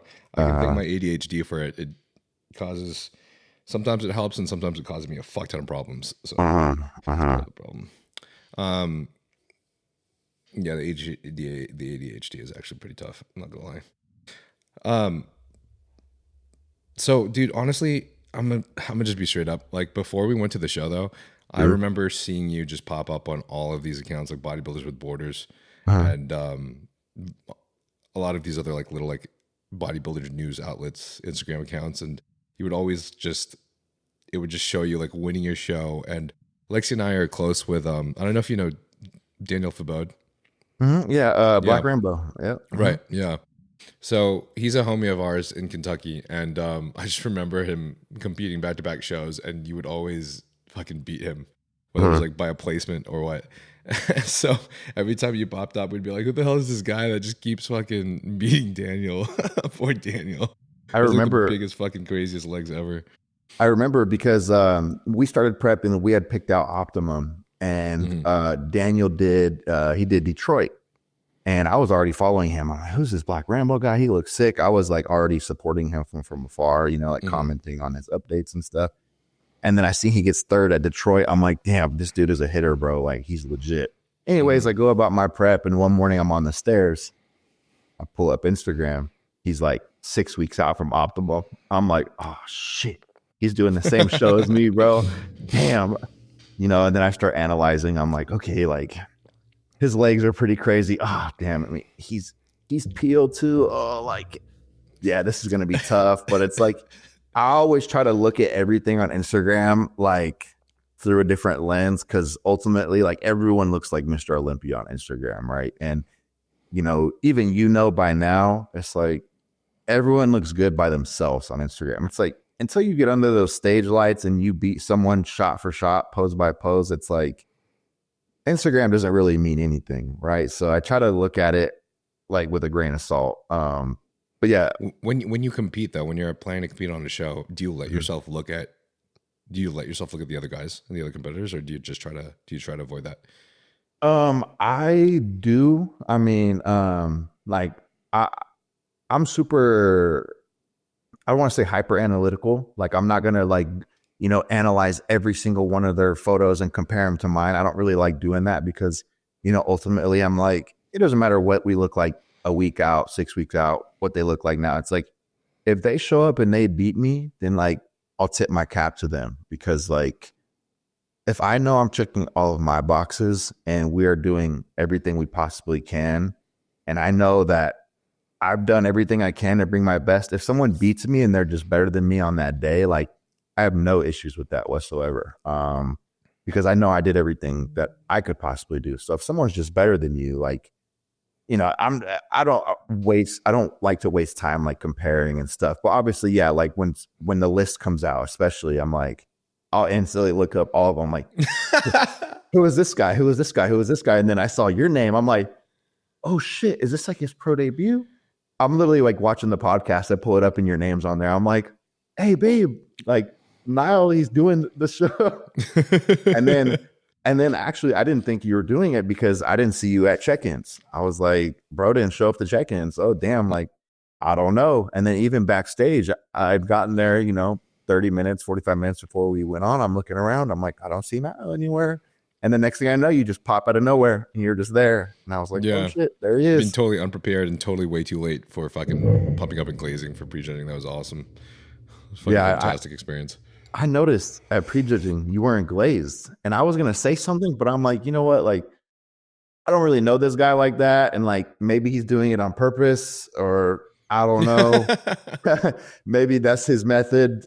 But yeah, I noticed, I'm like, why didn't he go get glazed? That's, Yeah, I was going to say something, but. Basically what happened was, I mean, obviously I'm going to get myself glazed, but I guess I didn't realize how important it was in hindsight to get yourself glazed. Now, I'm not saying that because I didn't get myself glazed. What happened was I did my own tan with Lexi. One, because she's been doing her own tan. We found out that there's this tanning company that Paige has linked her with. It's not a tanning company. It's Angel Competitions Bikini that like they basically wanted her to promote the bikinis and stuff. So she did like this runway show with their bikinis and everything. But she's also gotten their tan from them, and it's an amazing tan where it's like, when you get the normal spray tan from the normal vendors, it's always like sticky afterwards and it's easy to come off and shit. And this tan is like smooth. You put it on and it's smooth, and you apply it yourself, and with Lexi's code and everything, it's like a quarter of the price. I paid $40 for a pack of the entire tanning kit, and then Lexi has a discount code versus paying like over $100 for, the spray tan that they can get. So the tan is a nice thing because it's like I've gotten my tan before by myself at my very first show, and my dumbass fucking showered afterwards. So then I went up on stage orange like an Oompa Loompa. So I learned my lesson, and after that, I never got a self tan ever again. But this time I was like, you know what? Lexi knows what she's doing, and she's been doing really well with her tans, and it comes out pretty great. It could be a little darker, so next time we would do 3 coats instead of 2. But I mean, it saves money, and it seems to be worth it, and it kind of really reduces some of the stress of having to make. I don't know. They have some weird tanning times sometimes, I feel like. Now the second thing is. Apparently, the glaze is normally part of the tan that you purchase from the vendors, or it's like an extra, $25 or something like that. I wasn't really sure if, Christian kind of like wasn't really sure if I was allowed to get the glaze or anything. And I don't know, he's just kind of a high energy individual backstage. So I was a little bit, my mind was a little bit chaotic in the moment because he was kind of, I'm going to be real. I'm not trying to put anyone on the spot, but in the heat of the moment, it was kind of confusing me. But basically, he was just like, I got my own glaze, so I'll glaze you up, whatever, blah, blah, blah, blah. So he put his glaze on me, but the glaze just wasn't the same as what they had. And, according to like Lexi and other people in the crowd, it just looked like I didn't have a glaze at all. So now I know the glaze-wise, I need to get that done by the vendors 100%. And it's like they have like an actual spray glaze, right? And when they spray it on you, like when I got it sprayed on finals, I was like, holy shit, I'm fucking wet, dude. Like I'm actually legit wet and oily. No, honestly, bro, glaze is like arguably just as important as the tan. Even like the timing of the glaze. Like it's all the next show you do, like it's all very, very precise. Well, for one, just know like you're an IFBB pro, right? So like pros, they get priority. So like, for example, like I went through a third party person too, because I'd try to avoid going through the show promoters. Cause like you said, most of the time they rush you, you're not dark enough, you're sticky, whatever it may be. Right. But as a pro, like you get top priority. So even though I didn't tan with them, they're still going to glaze me. Like you got to think the show wants the pros to look good on stage. So like they don't want anyone to go up there without glaze. Yeah. And so, it takes 30 seconds to glaze someone. So, so there's that. So never hesitate. If you see people back there getting glazed, even if you didn't tan with them, just like, just get in line. They'll glaze you. They're not going to tell you no, you didn't, like you didn't tan with us. You can't no. But, which is what I did at finals. I learned my lesson and she literally just glazed me. Like she didn't. Yeah, there was literally zero issues whatsoever. And then ended up changing everything. It's crazy, bro. Completely changed. Yeah. And you're probably kicking yourself in the foot thinking like, man, like I could have moved up a placing or two maybe if my glazing was better. Maybe not, right? But ultimately, like the glaze is super, super important. You could even have too much glaze. Like if you overglaze, it'll feel kind of heavy on your skin. And then when you start hitting the rounds of posing under the lights, you actually start to sweat a little bit because there's literally like a coat of just like oil on you, right? Versus having the right amount, getting it at the right time is super important, because if you get it too early and you start pumping up, your body will soak up the glaze, and then you get on stage kind of like how you did it. Like you did get glazed, but it by the time you get on stage, it kind of soaked it up to where it looks like you don't have any glaze on. That's like why when you watch like a bodybuilding show, for example, you'll see some guys like, oh, you could tell like he needs more glaze, or some guy might look really, really sweaty. He probably has too much glaze on. So getting the perfect amount of glaze and timing it right is good. So, the expediters, they'll be like, hey, classic physique guys, we're going to line you up in 5 minutes. Yeah. Then start pumping up, getting loose and get glazed. But like, if they're like, hey, so in 30 minutes, we're going to line you guys up, don't go get glazed. Because by the time 30 minutes is up, like it's going to soak up. You have to get glazed again. We have a lot of competitors in the show. So basically, you would typically recommend about like 5 minutes prior to you actually jumping on stage to get the glaze on. Yeah. So like, for example, at this one, so there was 20 guys, right? And, but they did do groups first, and groups of 5. So like, that's going to be really quick. So let's say if they're doing individuals first and each person gets a minute, like at finals. Well, if I'm number 15, I know automatically I got to wait 15 minutes, even when the first guy goes up. Yep. So like I'll wait until number 3 or number 4 goes up. Then I'll go get glazed. Then I'll pump. And then it's like, okay, by the time I'm actually about to go up, the glaze has been on me for maybe 10, 15 minutes rather than 25, 30 minutes, right? So you have to really try to time it right. God, bro, why is that like the most stressful fucking part of bodybuilding? No, it's there's just, so many things that we fucking go through, and I swear to God, man, it's just being back there, pumping up and timing that shit for me is like the most fucking stressful part out of everything. I can go to the show, I can get ready, I can prepare myself, but then when I'm backstage, I'm like, dude, the anxiety's through the roof. I'm like, do I have enough time to pump up? Am I pumping up too early? Am I pumping up too late? Am I fucking doing this right? Blah, blah, blah, blah. I swear to God, bro. I think I think problem. Also because that was your pro debut, like there's already some nerves going into it just to get on stage in general and see where you stack up. But then it's like, okay, like how fast is the show going to move? Like, how many guys are there? Like I could definitely see how you might get like flustered or you might get anxious being back there, like, about time. But I think the more shows you do, the more you'll kind of know, like, okay, get there early, but not too early. And then, find a spot to post up, kick your feet up, stretch, get loose a little bit. And usually the expediters are pretty good, especially at pro shows. They'll tell you like, hey, you guys will be on stage in 10 minutes. And if they're not, you can always just walk up to the expediter and be like, hey, bro, like I'm a classic pro. Like, can you give me like a ETA? How long before we go on? Oh, it's going to be 15 minutes. All right, cool. I'm going to lay back down for 10 minutes. Then I'll start pumping. Then I'll get glazed. Then I'll get in line. And then like, no hate to the expediters, but half of them are normally wrong. Yes, sometimes they are wrong. Sometimes they don't even know what's going on. They're like, I'll be like, hey, are we doing groups first or individuals? They're like, groups. And then I get up to the line. They're like, it's individuals first. I'm like, what? So-and-so just told me it was groups. Right. So I appreciate them for always being early though, but it's like you can normally fucking expect that you're probably gonna have a little bit of extra time. Yeah. And then your last name starts with like an N. So you're, no matter what show you do, you're going to be always towards like kind of like the middle, right? Not towards the end, or you're not going to be the first guy on stage. You're always going to be towards the middle. So that'll kind of give you a gauge too. If there's only 6 competitors and you're competitor number 4, okay, you should probably get glazed like with everyone at the same time. But if there's 25 competitors and you're number 20, then you have some time. Gotcha. Okay, yeah. Cool. This is good advice, man. It's very helpful. It's everything sounds easy in practice, but then you actually go there and it's like, what the fuck is going on? No, I mean, it happens, bro. Like a lot of people, because I did the San Antonio the week before, and the prejudging for pros was supposed to start at 12. And so we're like, hey, we'll just get there early. I usually try to get there like 30 minutes early because sometimes they are ahead.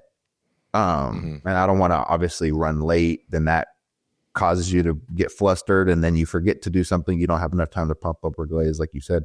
So we had gotten there like 11:20, 11:30, 30, 40 minutes before.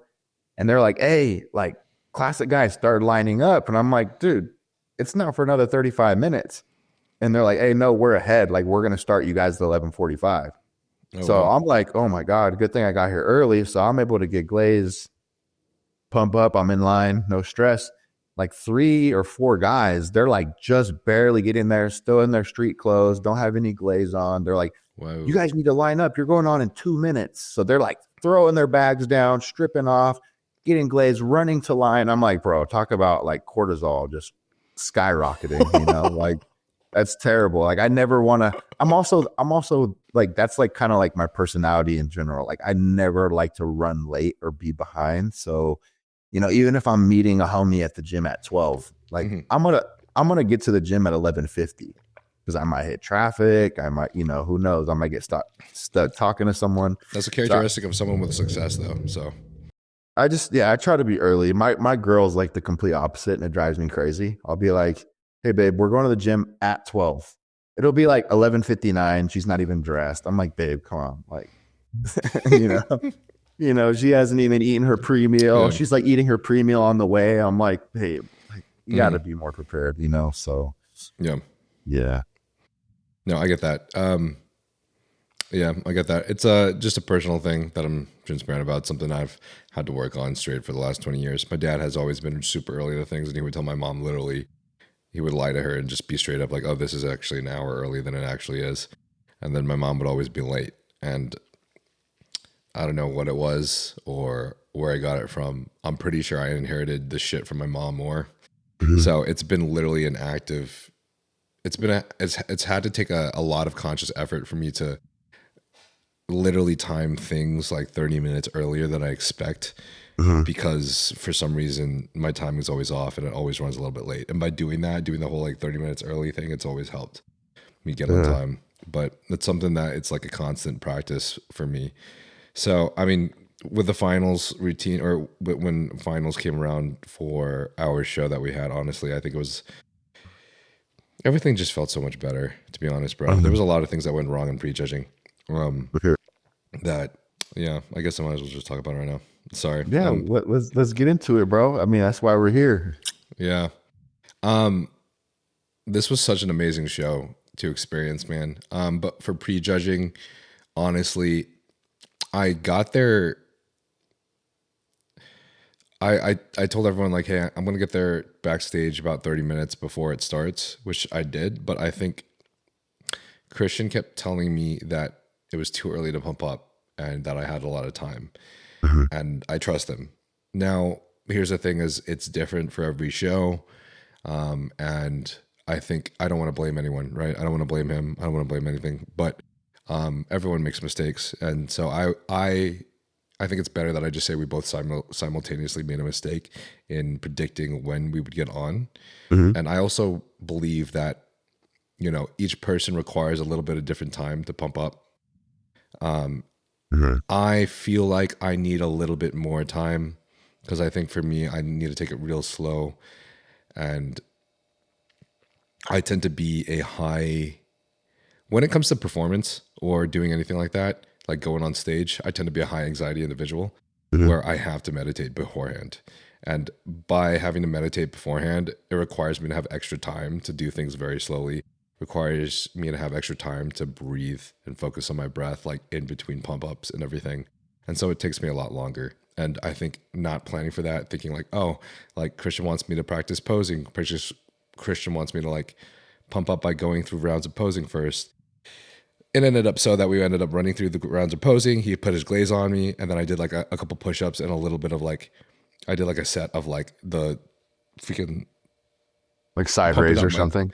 Yeah, like pumping on my lats with like the freaking bands or something. Oh, okay, yeah. And then by the time we did that, the guy was telling us to line up already and go on stage. And then Christian had to run off to help somebody else. So I was like, fuck. Well, that's fucked because one, I didn't get a pump up. Two, I'm still dehydrated as shit. So, you know, whenever you're super dehydrated in the mornings, especially prejudging as early, it's harder for you to like flex and like connect with your muscles. Yeah. And just connect with your routine and connect with just your mind to muscle connection. Your entire body is just kind of off. That was one of the issues for me. So I think it's a multifactorial thing why prejudging just did not go well for me. And, you know, it was something that I had an idea of in my head, but when the judges gave me the feedback, it was just clear that like they saw exactly what happened. They're just like, you were flat in prejudging. You didn't have any pop. You didn't have like the confidence. You didn't have, basically they just said like the way that they explained it, obviously, because I love the guys in San Diego that throw the show and they always talk positively. They talked about everything in a positive manner. So basically they focus on how my finals presentation and everything was, in their quotes, like a different person. So they said when I stepped on stage for finals, I was extremely confident. My posing was amazing. My presentation was great. I popped. I looked really full. Now, me knowing that I was not glazed in the beginning and I was glazed at finals, I'm like, all right, so I think the pump up and the glaze is probably the main reason why I probably look like I was really full and I look way better when I was in comparisons with people versus the prejudging. Because I don't think I didn't really eat much in between the shows. I did hydrate more, you know, which is just natural. You know, you're going to drink a little bit more water, probably have a little bit more sodium by the time finals comes around. So you're not fucking dying like a desert. But having that hydration in me also, I think, is also something that just really helped me feel better and feel normal about being able to get on stage and pose and do the presentation that I've been practicing for so long. Do you ever have issues with like connecting with your presentation whenever you're feeling like dehydrated or like fatigued from dehydration like that? Not that I can really like pinpoint. We also don't really pull water that hard. We keep water in pretty much throughout. Obviously, we taper it down like a little bit. Yeah. But it's never to where I'm like, oh my God, like I'm so thirsty. Like I literally can't even, like I'm so dehydrated. Like, never really like that. I also think too, like most people, and this is probably what happened to you too. They always look better at finals because you have that cortisol release, right? So like prejudging, you're like, fuck, I'm nervous. Like I want to look good. I want to make sure, I get in that first call out and, all these things that are going through your head versus like once prejudging's over, you kind of know where you stand. You're like, okay, like I got another meal in me. I got the jitters out. Then like you're a lot more relaxed and calm. And then ultimately that leads to you having more confidence on stage, you being more relaxed, not so flustered. And ultimately that leads to a better look too. So think of it like the next time you compete, obviously easier said than done with people that like, deal with some type of anxiety. Like you just want to like meditate and like give yourself enough time to be in that calm headspace and give yourself the reassurance. Like I always do, like give myself self-talk, like even before I get to the venue. I'm like, I wake up, I'm like, I'm grateful, I pray a little bit and I'm like, God, no matter the outcome, win, lose, draw, first call out, last call out, like I'm just grateful to be able to do it. Thank you for, allowing me to be healthy enough to do it. Like when you take a step back and look at it in hindsight, like, dude, I get to get on stage today and display this thing I've worked so hard for. And it's like really like a blessing when you actually look at it. And, that for me takes a lot of the pressure off. To where when I do actually get to the venue and it's time to like handle business and get pumped up and get up there, like I'm so ready because every show I do, I feel like I have nothing to lose. I'm like, dude, I'm just blessed to be able to do it. So like, no matter what happens, like, it's just, it's just an opportunity to go out there and like, display my passion and do what I love. So, even if I got dead last at every show or there was no monetary value in it, I would still just enjoy it just as much, So, like for you, like these next shows that you go to, it's not going to be your debut and you kind of know what to expect now. It's like, yeah, get there early. If I got to meditate for 10 minutes, I need to like have some quiet time. Give yourself that time. If you need, say 20 minutes to pump up, let your coach or whoever's there helping you, or you may even be by yourself, start pumping up when because only your body, right? Like you said, Yeah. some people can do one set of push-ups and they're ready to roll. Some people, they need to pump up for a little bit longer and kind of get the blood moving, get that connection with their muscles, maybe hit a couple rounds of posing before they're truly ready to get up there. Mm-hmm. Yeah. How long when do you normally start up your pump up? So Prof, he likes me to like pump like a lot. He's like more push-ups, keep pumping. And I'm more of like a let me get my heart rate down. Let me get like my breath in my lungs. Like, let me be calm before I go out there. So I do a little bit of a mixture of the two. I have realized this year the importance of getting on stage with a pump, because even if like you're in a gym setting, it makes right? a massive difference though. Mm-hmm. I gotta say, like, this was such an amazing experience because of just how drastic the prejudging was versus finals and what the judges saw. And for me, it was like every single factor that you have discussed is exactly what happened that made the difference. So it was pump up, it was glaze, it was being prepared and having my heart rate down, it was the cortisol level, it was me feeling like, all right, whatever placement I've got is already what I've got at finals. So let's just make this look awesome. Let's just get some fucking sick stage pics. Let's make the posing routine look as sick as possible. That's all I focused on by finals. Everything was just clicking by finals. That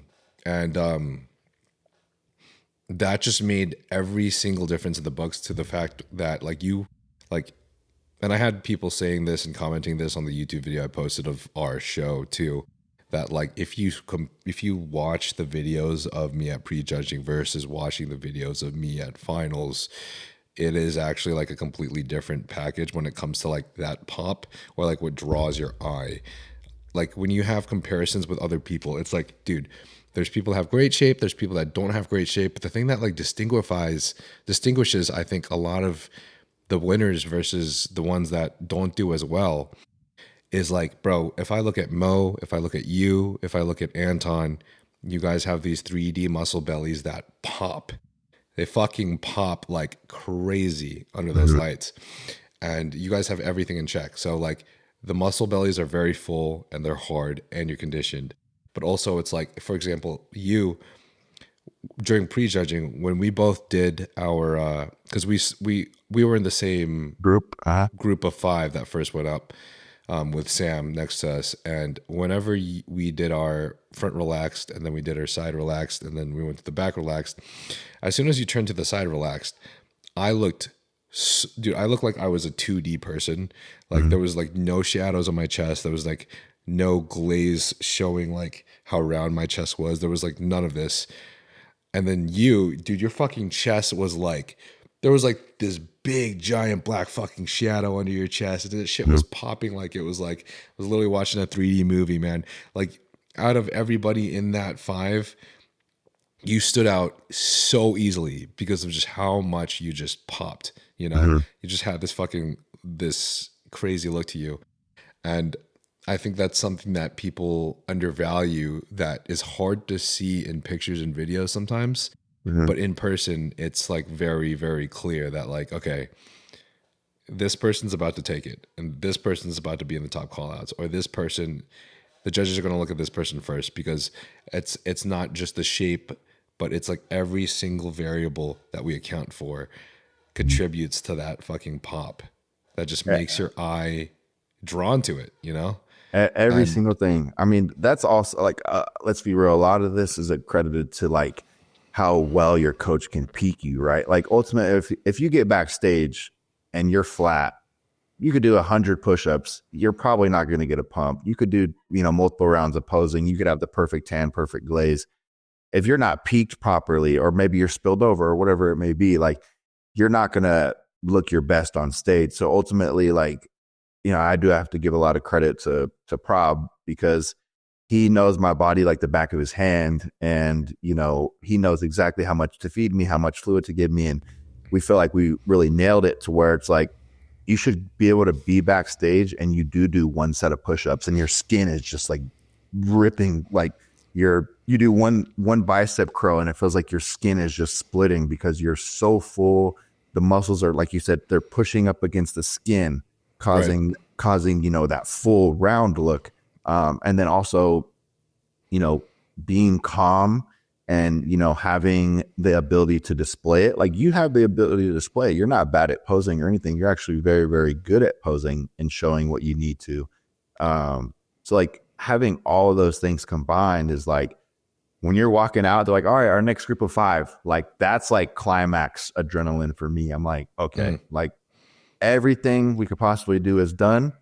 Now, like, let's show them. Like, look right in the head judge's eye and just boom, just show them, right? Like, that's like where the excitement comes in for me when you're on, right? So, like, a lot of it's also coaching too, right?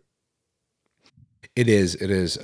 I think all of those points are extremely valuable, but one of the things that you've mentioned that I think is probably the most important that I undervalued and that I failed to bring at this first show, which granted, how much experience that we both have in the books kind of showed there on stage, right? Like my fucking huge lack of experience kind of just showed through was the fact that I was was the lack of preparedness, man.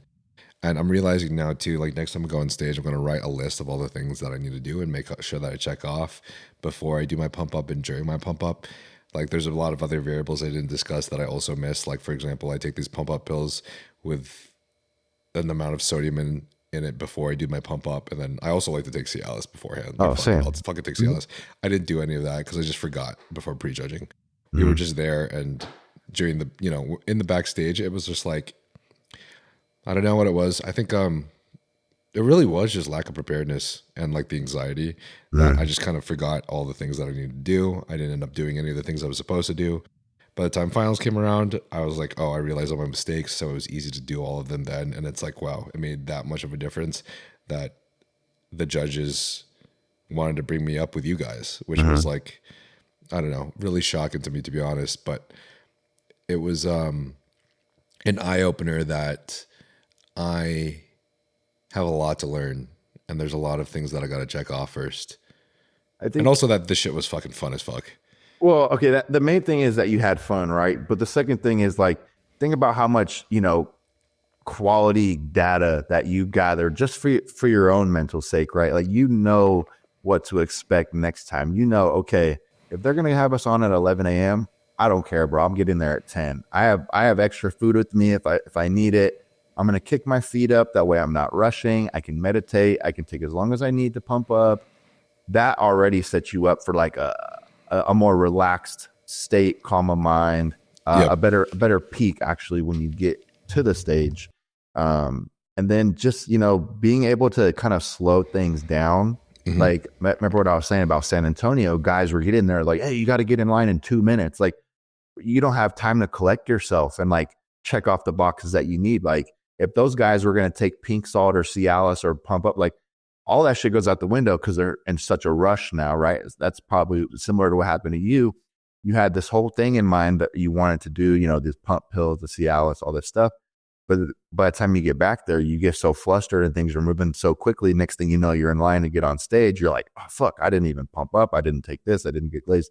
So, I think just getting there early, being able to like do what you need to and kind of just slow things down and keep things chill, I feel like is just so important. And that show was actually really, really small.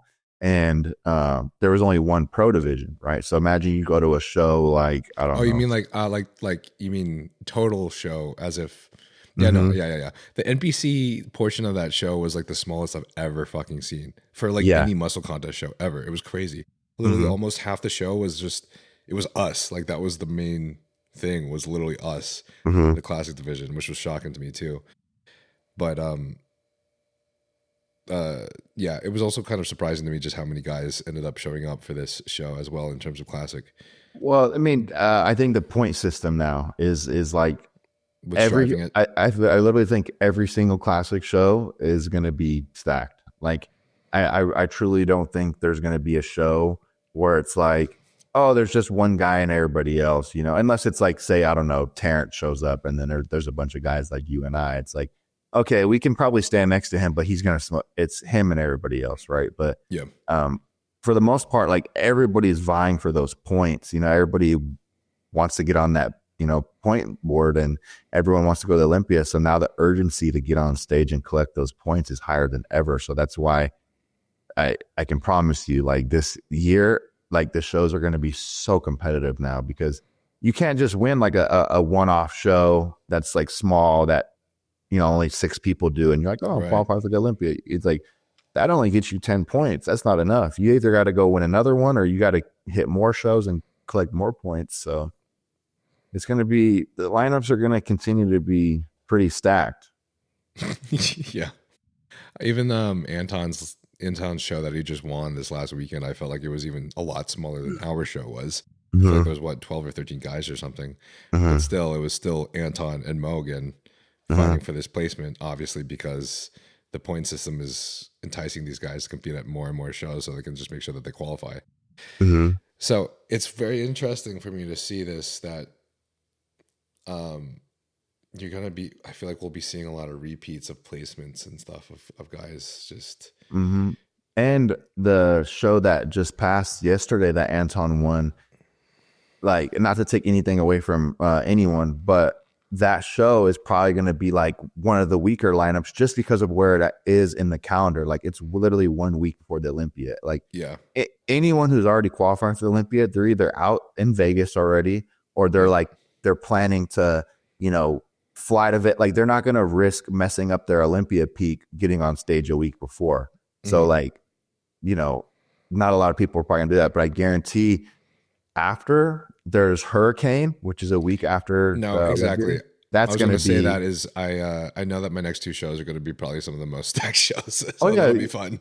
what I'm two supposed. shows are you doing? I literally like 6 months ago I planned to do the Hurricane and then I plan to do Steve Kerr, so Oh, okay, which nice, is literally bro. immediately right after the Olympia. So I'm Hmm. probably going to expect some Olympians to go straight to that show after Olympia, my Yeah, next but qualification. you got to look at it as like a fun opportunity, right? Like you Yeah, get to, no, that's how I'm looking at it yeah, for sure. It's a fun opportunity and it's also a fucking thrilling and extremely scary opportunity. But I'm Well, excited for it. It's if good. you I'm look at it stoked. like, let's say, I don't know, just for example, let's say Terrence, his name is on the list. You're like, Hmm. that takes all of the pressure off you because you're like, okay, realistically, I'm not going to beat Terrence. So like, I'm just going to go there and have fun, bring my best look, and like, let's see how many guys I can beat. Let's see if I can crack into that first call out. You know? Bro, that's how I felt about this last show because you were in it. Yeah, and I didn't even win, bro. So yeah, I feel you. Yeah, but you fucking. It was a 1 point decision between the top 3 of you guys. Yeah, All man. of you guys were a 1 point decision, man. It That's was crazy. yeah, it was very close, man. I mean, None of I us backstage knew who was winning. We were all saying no, different people. Like, I mean, to be honest, most people were saying Mo at first because obviously when Mo is just walking around, he's like Andrew Jacked. His fucking abs just he just fucking pops, dog. Like, crazy. when we actually pose, it's different, and that's a different story. But in terms of guys who just walk around and look like absolute freaks, everyone's just looking at Mo like, look at this fucking genetic monster. How are you I know. supposed to beat that? There I are know. multiple people saying that backstage. And yeah, I guess it's fun to like see how it changes when you actually go on stage because the posing and presentation makes such a difference. You'll get this, bro, because I can tell you're going to be really, really good. Like you just need a little bit more time, and like you said, you're still so far under the cap. But like next year or the year after, whatever your plan is, like where you're really, really competitive, right? Mm-hmm. You'll get to a point where you see someone backstage and you're like, bro, what the fuck, bro? This guy's twice my size. Like I'm gonna get fucking dwarfed right now. This is great, and he's the guy in front of me in the group call out too. Okay, but then like with your shape, your conditioning, your posing, like I've literally beaten guys that look way bigger than me backstage. And then I look at the photos, I'm like, bro, this guy has like hella soft glutes and like no hamstrings and like he doesn't know how to pose. So like it kind of is just like Instagram. It's like, bro, you could look 300 pounds backstage. That doesn't mean like you're going to just smoke everyone. There's so much that goes into it more than just being big backstage or looking big in a t-shirt, right? So yeah, size can be deceiving. It can be deceiving, bro. I fucking love this shit, dude. It's so fun. It's so awesome, man. You're gonna have so much more love for it after these 2 shows because your peaks are gonna go better. Like I'll speak that into existence now, just because Thanks, bro. You already got one under your belt. Like I said, like we talked about, you know what to expect.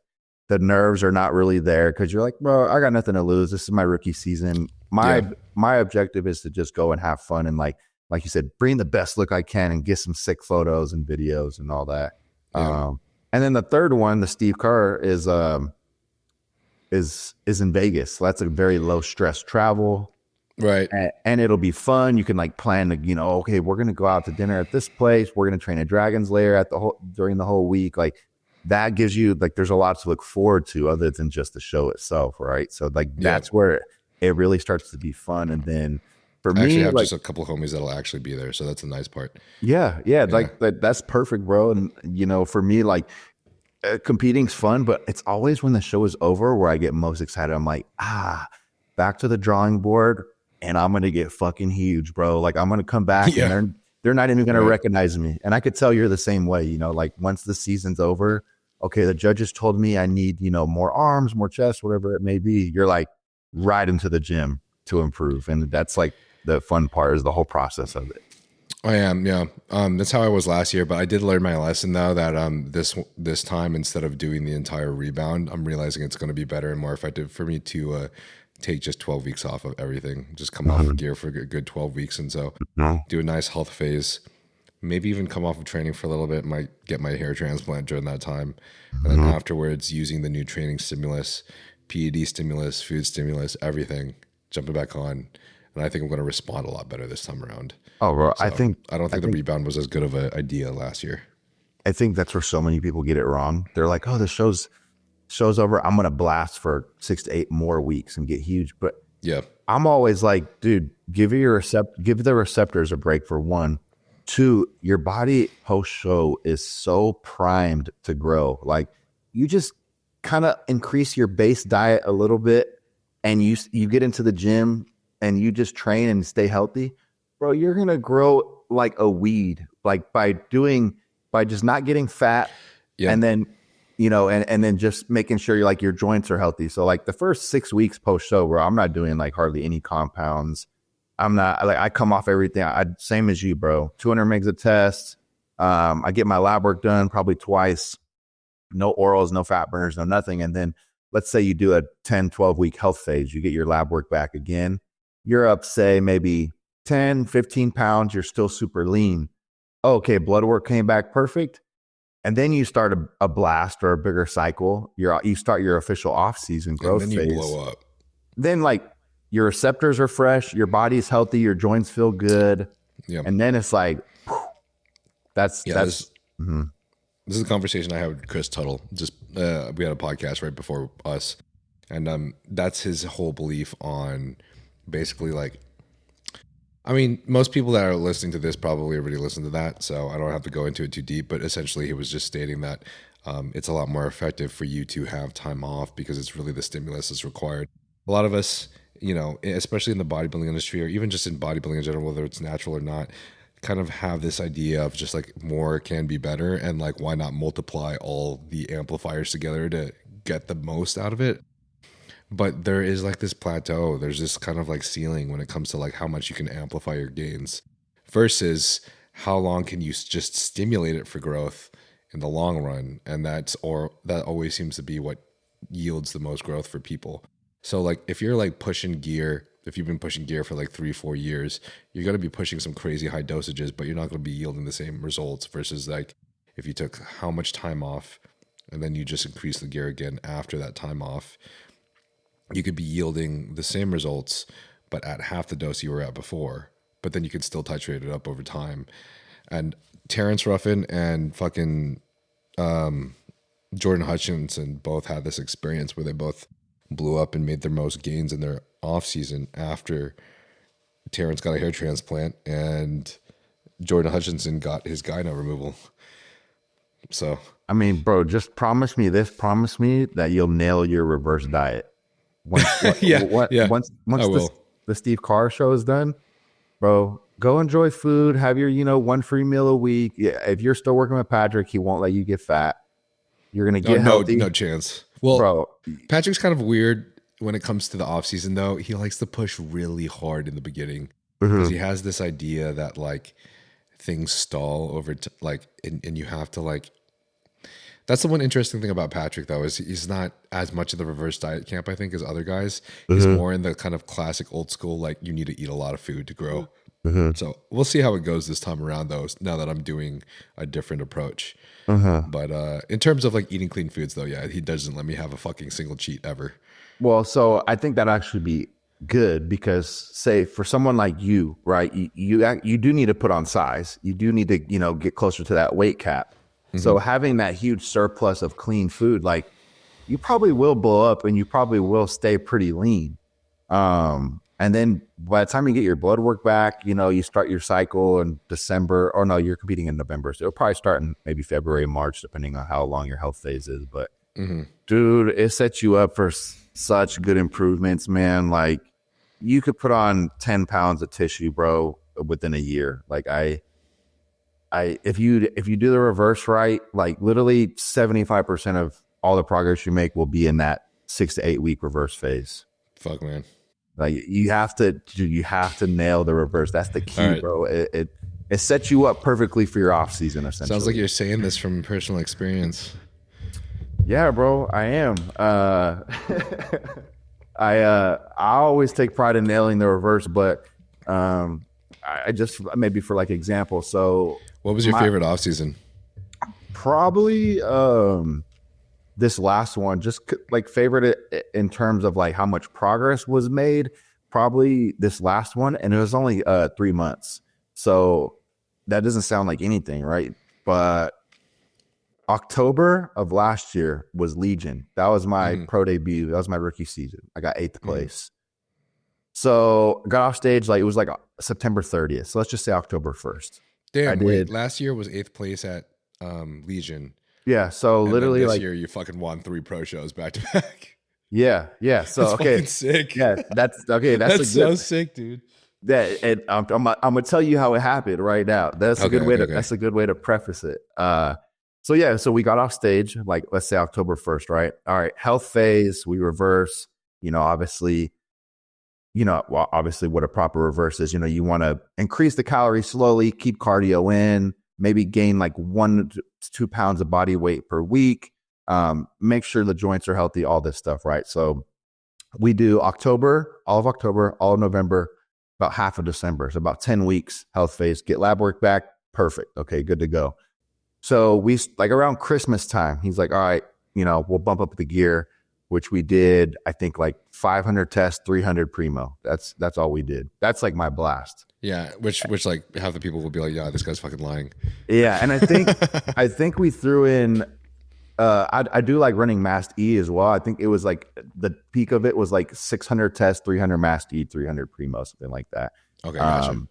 And that's then about the same amount of doses that I was on. Yeah, like a little over a gram. And so we started that like around Christmas time. Well, first week of January, the calendar comes out and he's like, okay, well, what shows we want to hit? Okay, let's do Optimum. It was May 24th. Let's do Legion, May 31st, and we'll do Oklahoma, June 7th. So I'm like, okay, we're officially 17 weeks out. All right, cool. Let's run it. So literally we did a health phase for 10 weeks and then we like jumped on our cycle and we started prep right then and there. And then I was 213 pounds at Legion. And then I was 223 pounds just a week ago in San Diego. Jesus Christ. And way more peeled. I don't know. Bro, can you screen share? Like, would you be able to pull up Instagram? Oh, I could pull up Instagram on my own phone. Oh, just because, yeah. So you could see. I could just yeah. So if you go on my Instagram, actually, I'm only saying this because I just posted it a couple of days ago. It's like 3 rows down on the left side. It's like it looks like this. So here, actually just show the screen and then people can see it through your screen. That's what Terrence does. Let's see if it can focus. This is good enough, I guess. But anyways, this one right here is pro debut. This was 1 year ago exactly. I was 211. And then this was at the San Diego show. Holy shit. So that's fucking sick. I'm showing my own screen too. So that's crazy, man. So and dude, you were bigger and harder. That is wild. Okay, if you don't mind me asking, oh my God, your legs, holy shit. That's fucking sick. If you don't mind me asking, was there much difference in total dosages between both preps specifically? Were they about the same? Was one higher than the other? This most recent one was lower. I ran less. Fuck, man, that's wild. Well, okay, so I could actually tell you, I mean, I'm pretty open about it, bro. Like, the podcast, the name of the podcast, so I can't be on here, we respect that. No, I just respect that too. The base of both was, I have it honestly memorized. So for the pro debut prep, the one where I was a little bit smaller, all that, I'm pretty sure it was 600 tests, 300 math prop, 300 primo E, 50 mgs of Winnie. And then towards the end, we did 20 mgs of Halo the last 2 weeks. Okay. So that was it. That's a little bit closer to what I was running with Kyle, but still a little less than my thing with Kyle. Okay. And then I forgot to add, we were on 25 MCGs at T3 and we were on 50 MCGs at T4. So this is the plot twist. You're going to trip out. Okay. So this one, it was similar base. We did 600 tests, 400 mass prop, 300 primo. And, the pro debut prep, we did 300 mgs of tren, right? We had 300 mg of tren in there. It's like kind of high. Well, this one we're like, hey, like no particular reason. We just wanted to try a lower dosage. So the highest we got tren was 100 mgs a week. A lot of people are trying lower dosages of tren these days. I honestly, I'm a firm believer in it because you get minimal side effects and you still get all the benefits, right? Bro, you need to sleep. You need to fucking sleep and have a good head during prep. Doesn't matter. I don't care what anyone says. You don't want to be like crazy. You don't want to be like a hothead or on edge all the time. Like being on low food and low body fat's hard enough mentally. Yeah. But anyway, so for this prep, 600 tests, 400 mass, 300 primo, 100 mgs of tren. And then we did a little bit different with orals. We did do 50 mgs of Winnie and then 25 mgs of Anavar. And then Prob had this idea. He's like, hey, you know what? Like, you know what the trend is recently? Like I've been hearing from other coaches is super draw. And I was like, I never even taken that. I've never taken it. And he's like, you know what? He's like, I don't want to run Halo. He's like, I think we should do 20 mgs of super draw. And I was like, all right, I don't even really know what it does. And he was explaining to me, like, it's going to fill the tissue with intracellular fluids, similar to like Anadrol. So it's going to give you like a really full, round, bubbly look without, causing, a super draw does. So, so we did it the last 3 weeks and, that was that. So, and also no T4, no T3. Whoa. Yeah. So we cut all that out completely. And I think, and also like even cardio. No thyroid support whatsoever. Nothing. And the highest, your thyroid. The highest Clen got was 50 mcgs of Clen. No slew, no peptides, no nothing like that.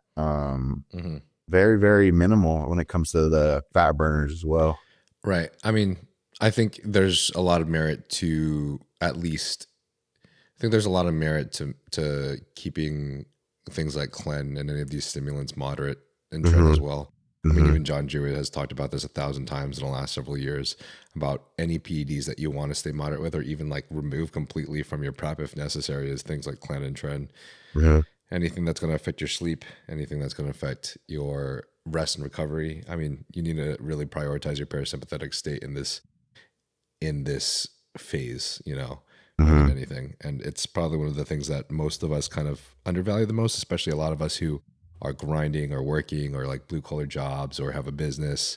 Like we're fucking on the go all the time. And it really bites us in the butt more than we know, which sucks because it's like you can't fucking do everything, Yeah. You can't fucking work your ass off and make the money that you need to support your family and also rest all the time. You just can't. Yeah. And like even my approach in general is all longevity based. So like I also don't drink energy drinks. I don't take pre-workout. Damn. You're fucking better than me, bro. I mean, you have a lot more going on than me, to be honest, bro. Lexi's sponsored by Ghost, and I can't help but smash a can every now and then, bro. I mean, yeah, I don't blame you, bro. I love Ghosts, Celsius. When I used to drink, I haven't drank energy drinks or taken pre in probably like 3 years now. Wow, that's wild. Just for heart health, bro. Like I started seeing a cardiologist when I was like 22, 23 years old because, I've been bodybuilding for a long time and I always knew like the longer I can stay in this game, the better I can ultimately be. And obviously if you're not healthy, you can't do this for a very long time. So, heart, kidneys, lab work, all that stuff. So I started seeing a cardiologist when I was like 22, 23. Got my first echo done. And he's like, hey, your heart's like a little bit enlarged. Like it's nothing to stress about because you're an athlete and that's normal. But like, I would hate for this trend to continue to go. So he recommended, he's like, do you take pre-workout? I'm like, yeah, bro, I take 2 scoops of pre-workout a day and I drink energy drinks. And I was like, when you're early 20s, bro, you're dry scooping, you're all that. So I just cut all that out completely. I'm like, dude, I just want to be healthy, That's dope, man. That's really cool. I admire that a lot. I know everyone has their own different attacks. For me, I found out like keeping everything at a very moderate level or low has been what's kept my health pretty much decent in that bay. Same with blood work. So like I don't really go above 150 megs of caffeine a day. So I don't finish a Ghost can because obviously it's 200. So unfortunately I have to leave a little bit in there, or I'll do like a cup of coffee and then like, I don't know, quarter or half of a Ghost or something like that. which helps because as long as I'm just rotating between substances and cycling off of them and on them, I maintain a good level of tolerance, which allows it to still be effective without me having to like go too high in the dosages. And it's the same thing I feel about with PEDs that I have not implemented that I should have. Is the last few years I just didn't implement as many health phases as I should have. And it really bit me in the butt with this last off season. Like, yeah, I made some gains in my legs, but could have made a lot better in my opinion. So I'm fucking stoked for a health phase. Never thought I would be, but What makes you think it would be better? Like, did if you don't mind me asking, like, did your lab work like not come back how you wanted to, and you decided to push anyways? The or opposite. The opposite. Okay. My lab work and my blood work came back great. Like right after my show, a week after my last show with Kyle. Like I'm pretty on top of my antioxidants, all this shit, I would say, just because of the podcast and learning all of this from so many amazing experts that I look up to. Just like what a blessing. And doing it too also kind of scares me to stay on top of it. And doing like a lot of regular glutathione injections, staying on top of all the antioxidant supplements that I have. I could fucking even list it out, and I'd be curious to hear yours as well, just so people get an idea. Like things like CoQ10, vitamin D, NAC, obviously. You know, you got your TEDCA, your astragalus, your citrus bergamot, your nattokinase, Arjuna extract. There's just so many fucking things, man. K2, D3, fish oil. I mean, everything. Tons of fish oil, man. I have Carlson's fish oil, and I do like 10 grams a day. There's just so much shit that you can take, but I mean, it really helped to keep my blood work at bay. And by the time I came off, my liver enzymes were like 50, 60 right after my show, low. Yeah, which is about the same that they are when I'm not on prep, to be honest. My liver enzymes are always like 10 points above where most people would like them. It just seems to be a normal thing for me, but I've gone by like a biopsy and shit on them, and it's been fine. So, cholesterol levels were in range. LP little a, which is the genetic marker, that's always been low, so that's a nice thing. ApoB, unfortunately, has never been low. It's always been around. It's always been in the higher end of the range. But talking to my cardiologist, he's always like, "No, you're fine." And we got an echo, and you're barely bigger than average, which is normal for a normal athlete. So you're still fine. It's just everything looked good. So I was just like, "Fuck it." I've heard about this rebound. Let's fucking push it, man. Let's fucking try it. So it's hard not to. Yeah. Yeah. I mean, I've done health phases in the past, and so I've never gotten to experiment with like a rebound and continuing on gear afterwards. And I love the idea of like, man, my body's so insulin sensitive. I can eat a lot more food. I'm fucking stoked to train fucking hard. Why not just like, even if I'm not ramping up the gear, why not just stay on the gear and then fucking run it, bro. Just get fucking huge. It's so tempting. So that's what I did. And I told Patrick I wanted to. So he's like, all right, we're going to do this. And I'm gonna be real. Like I told him like I wanted to do a health phase at some point though, at least before prep. Unfortunately, by the time I like reminded him, he was like, honestly, with how your physique is now and how long we have until your show, the health phase will only be like 4 weeks. And at that point, it's not even worth it. We need to maintain what muscle that you do have because you're not big enough. So we're going to have to run it through. And I was like, I fucking hated the idea because that literally meant that I was in an entire year. I was more than an entire year. It was almost like 2 years on gear without any fucking health phases or any break. But that's what we had to do. So we just ran it straight into this show. And even though my blood work's still good and everything, I just don't think that I'm responding as well as I could to the dosages I'm on. And no, I'm not on crazy dosages. That's one of the cool things that I think I had another discussion with Patrick about, that I got some feedback from people in the audience saying that I look like I was on less gear than most of the people on stage. But to preface that, I've been talking about this on the podcast and on my YouTube channel regularly, that I was surprised at how much Patrick was giving me compared to what I've run in the past. And he just didn't even put things in that I expected. So Kyle, and I'm like full transparent about this, but like Kyle, for example, had me on, I don't remember the exact dosages of test and mass, but I'm sure it was like at least 500 tests, at least 400 mass. But then I was also on Proviron, and then he put me on Winnie at 6 weeks out, and then I had Anavar at some point 5 or 6 weeks out. And then obviously we had Halo before the show, and I'm always on Winnie on a prep. For Patrick, Oh, and obviously there was trend too. And Kyle was originally having me 300 trend, but I told him I didn't want to run any more than 100. And then I ended up going up to 150. So I had 150 of trend last prep as well. This new prep, Patrick had me on test mast. I did the trend. I told Patrick that I didn't want to run 150. I wanted to stay at 100. And he was like, okay, if you do that, then you can add 150 of DHB. But basically, we just do that so we can keep the same androgen load where I want it to be. Mm-hmm. So I guess it would be about equivalent to 150 of trend.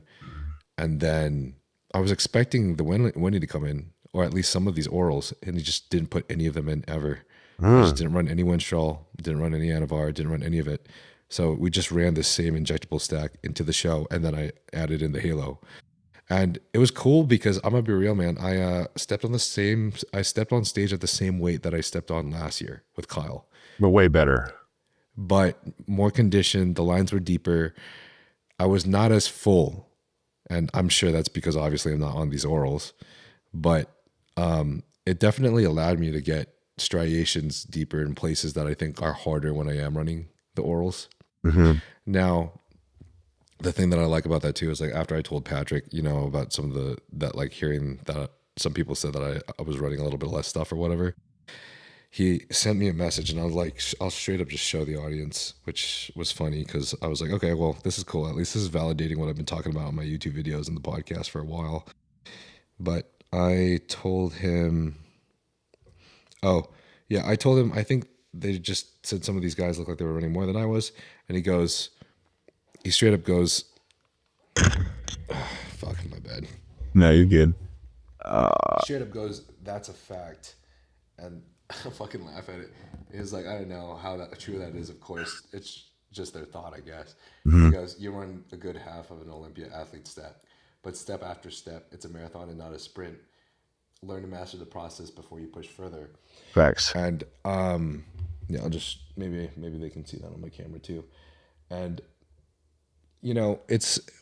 I gotta say, hearing that from your coach, like I understand, like in the past, people used to push so hard, especially in the 2000s.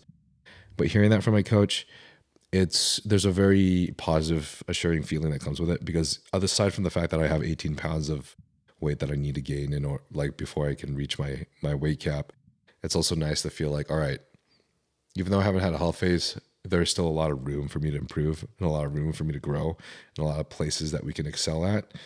And also I've heard from a lot of people online anyways that Patrick tends to take it slow with all of his clients anyways, like Nihat, Keon.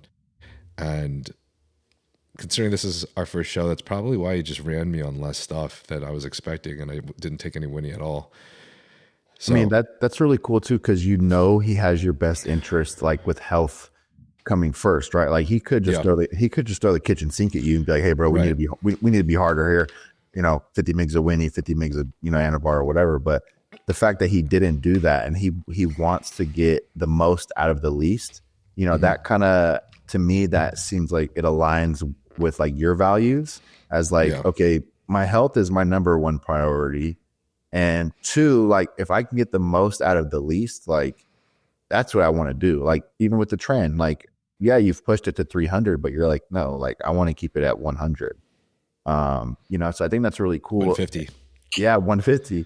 And the fact that you're able to get that peeled, I mean, I'm not just trying to blow smoke or anything because I'm on the pod. Like, I mean, your glutes were like more dug out than mine. And, you're from the back, I think obviously that's like your best body part is like your backside. So like your glutes, hamstrings, back, your back double. And usually your best body part is what gets the most conditioned and the most hard. Mm-hmm. So like that twisting back double that you posted as the cover of your carousel post. Yeah. And then just like your back double, like you could put your back double next to mine in that picture we have together in the call out. And you could see like, bro, this guy is 18 pounds under his cap. That's why I commented on your thing. Like imagine this with another 10 pounds. Because the conditioning is not an issue. Like you're plenty peeled enough. Sure, as that tissue comes on and you grow more, you'll be able to dig a little bit deeper. But also, like you said, there's context with this. That's with no Winnie. That's with low gear. So as Patrick continues to peak you, he gets to know your body. Maybe he throws in an extra compound or two. You add this added tissue that you're going to add this off season. You got to think, bro, next year, that's going to be a nasty look, man. You just got to stay the course. Thanks, bro. Thank you, man. I appreciate that a lot, really. Just more context and info for the audience, just so they get some more information that I feel like most people don't really discuss. One of the conversations Patrick and I had too about this is I persuaded him too finally for me to add a little bit of Winnie for this next show. Ooh. So that way, you know, because we're just like, if the feedback from the judges is to be fuller and bigger, a little bit of Winnie's going to help, you know? Yeah. For sure. But obviously his take back is, as you said, it's clear that he does care about the health, because he said one of the reasons why he thinks Winnie is a little bit of an overrated drug and he preferred to keep it out for me is one, the joint issues and inflammation, and also skew the more prone skewing of like cholesterol markers, which, you know, makes sense, right? But I have always reacted well with it, so he's accepted that like we can start at a low dose and see how this works. And bro, I've already gained 3 to 4 pounds from just running it since Monday, and it's Sunday now, so it's been what, 6 days, 5 days? And your condition's probably your condition's probably just gotten better, if I'm assuming. That's just like that's the interesting thing is, like, I would have thought so, but it's just a different look. I don't think it's better conditioning. I think it's a different look. Because what Patrick told me is like, here, you got to remember that when we add the oral in for fullness, it's going to take away a little bit from conditioning. And when he said that, I was a little bit surprised, because I'm like, I thought Winnie normally makes me look like more lined out, you know? I feel like I almost look like whatever this look is that Josema can get that like nobody can acquire. I feel like if there's anything I can take that does help me get there, it's a little bit of Winnie. Yeah. And I do think that the Winnie is helping to provide this full hard look. But there's some striations that I feel like look a little less deep because the muscle bellies are more full. And that's the striations that are like within the middle of the muscle bellies. Like in your glute striations that are in the middle of the muscle belly, you know, for example, or say that if like maybe in your shoulder striations, do you know what I'm talking about? Yeah. Yeah. Like I feel like those, like the muscles are looking rounder and they're looking harder, and the separation between the muscles are almost probably coming in better, but the actual like striations within the muscle bellies are a little bit less deep because they are more fulled, more filled out. So also, I don't know. It's you only been on it for 5 days. Like it needs time to kind of marinate a little bit, and like usually around like 2 to 3 weeks is when you really start to see the effects of winning. Like 4 or 5 days, I mean, you're already pretty peeled, so you know you should start seeing like a little bit of visual changes. But I'd say like by the time Hurricane actually comes, which is 2 weeks from now, that'll be like, because you'll be on for probably 3 weeks, that'll be like really, really good. And then by the time the Vegas show comes, that's like another 3 weeks on it, or another month actually. So like then that's why I think the Vegas show is going to be your best one, because it's low stress travel. It's the last show of the season. Like you have a lot more experience. Like all these factors are going to combine. And you'll just be so excited to like finish off the season strong, right? And then it'll be also the third peak with you and Patrick. So he's going to know your body by then, like whether to feed you, whether to give you more fluid, whatever it may be. Yeah, I agree. He said it was pretty easy for us to peak this time too as well. So I'm sure that it won't be a problem. The thing that he keeps arguing with me though is he wants me to wake up at like 4 a.m. so he can feed me 2 meals before prejudging. I saw him comment something like that. He's like, next time. Hey, bro, like ultimately, you know, like how I see it is like you pay the man to call the shots.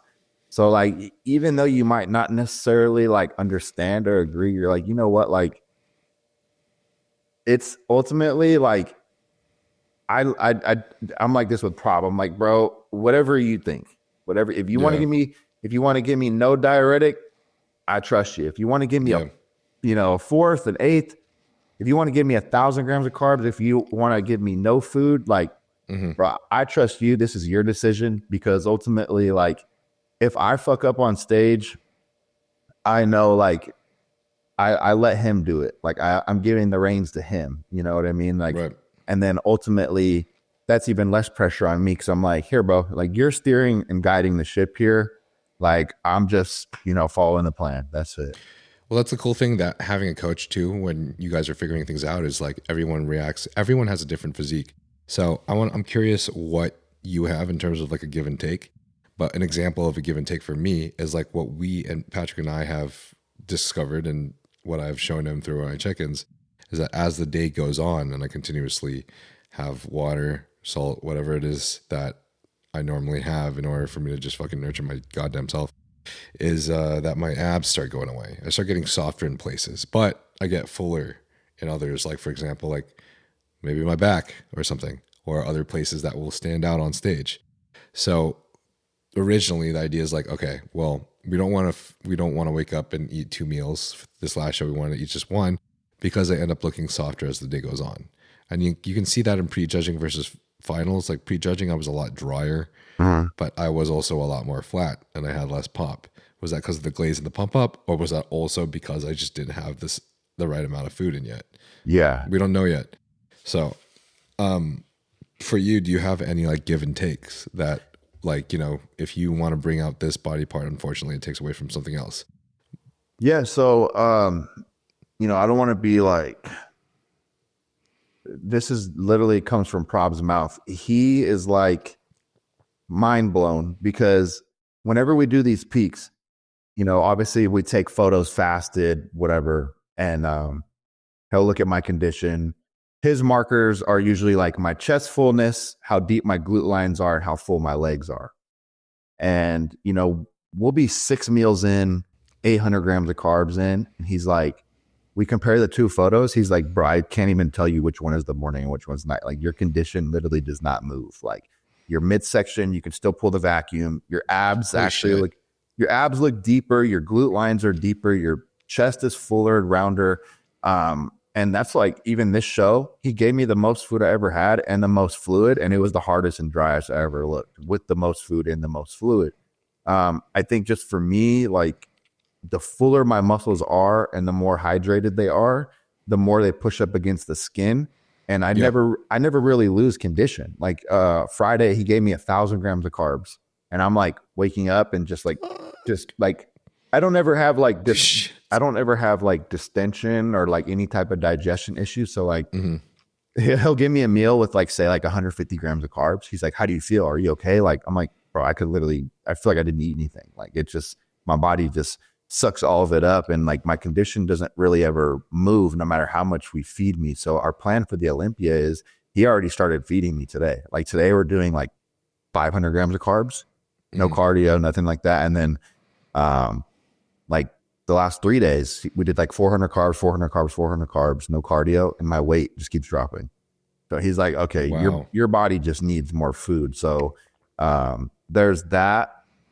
So as far as like feeding up, so like, and then like potentially losing something, there is a limit for us. We notice like if I do start to spill over a little bit, like it'd be like my glute lines maybe aren't as deep, or like my obliques, they'll look a little bit blurry and not as sharp. But I would say the one give and take that we actually have is when we're coming down. So like when we're digging for condition, I'm like, hey bro, let's keep pushing. Let's dig as hard as we can. And he's like, no, bro. He's like, I'm not gonna dig, you know, another 5 pounds off you to get, you know, a millimeter more glutes, but you lose an inch on your quads. Like that's not worth the trade-off for us. I see what you're saying. Exactly. So he's like, you may not have the most peeled glutes on stage, but it's not worth the trade-off to get a little bit more glute, but lose the whole leg completely. That's cool. It's cool to hear the different approaches. Patrick's like a little different, for example. Like he'll push me and he'll fucking dig me out. We'll go deep, but then he'll always refeed. And that's his little way to like continue balancing and making sure that I don't look like a string bean on stage. There's one thing I wanted to discuss because we didn't get a chance to before, and we kind of just fucking, there's just things I feel like I could talk to you about a million things, to be honest, bro. That's cool, bro. I like it too. And when you were talking about being prepared on stage and attacking that with like presence and just showing like your best self, like focusing on that. That's something that I think I've focused on recently that's been helping a lot. I had a lot of trouble bringing it up in prejudging, especially since my mind was so chaotic at the time. But Anton and I talked about this backstage, and when he brought it up with me too, it really resonated with me because it was cool to hear it from him. And he said basically when him and Chris Bumstead had a discussion, C-Bum was telling him that there's this acronym, and I don't remember what the acronym is, and someone in the audience can probably tell me because I'm sure they've heard it. But it was basically an acronym that stood for, when you're going up there, be fascinated with what you're about to do. Be fascinated with what you're about to present. And enjoy the fact that you are presenting this amazing masterpiece that you're about to. And like in focusing on that presence, you wipe away all the noise that's in your head. And that's something that I implemented for finals routine that I think just made all the difference in the world, that had the judges decide, all right, we're going to bring Niall up with the top 5 and have him and rejudge him. And I think that's something that many of us really try to work on hard and fight, but it's so much easier said than done. And an example is Anton would come off stage after he did his routine or after he did his presentation, and he'd tell me like, bro, I see that you were up there like really flexing a little too hard. Like I do the same thing. And I'm like, yeah, man, sometimes I just can't help myself. Like it depends on what kind of state of mind I'm in for some reason. Like if I'm on it, then I know exactly how hard I need to hit it.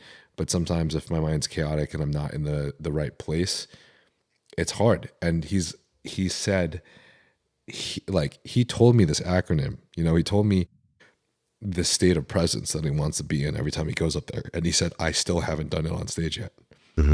Every time I go on stage, for some reason, I just don't do it. It's just fucking hard.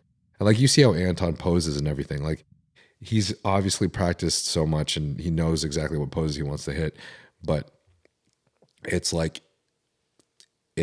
when you're up there on stage, some people it's easy. Some people, they can just get into that flow state. And for some others, like Anton and I think it requires a good level of practice, or at least I think it more so experience being on that stage in front of the people, because it's not the same. It's not the same when you're practicing behind closed doors. Yeah, I think honestly, like for one, the experience aspect is like so underrated. Like just the more times you get up there, the more times you feel the presence of the crowd, you know, the lights shining bright on you. You'll continuously rise to that occasion. Like for me, the surreal moment is, and I try to do this every time, you know how they have the little staircase and you're like the next person out, and you have like 1 foot kind of on the staircase, and you know the guy in front of you is like probably almost done with his routine. Like I always make a conscious effort to like we said, and kind of bring that flow state within myself and just give myself just like a little checkbox reminder that it's like, I've done everything I possibly can. There's nothing more I could have done. And I'm going to go enjoy this shit. Now, all I got to do is display it. And so like by the time you actually have your name called and you walk out there, like we said earlier, keeping that heart rate down, keeping, you know, your breathing techniques, like big breaths, just staying calm.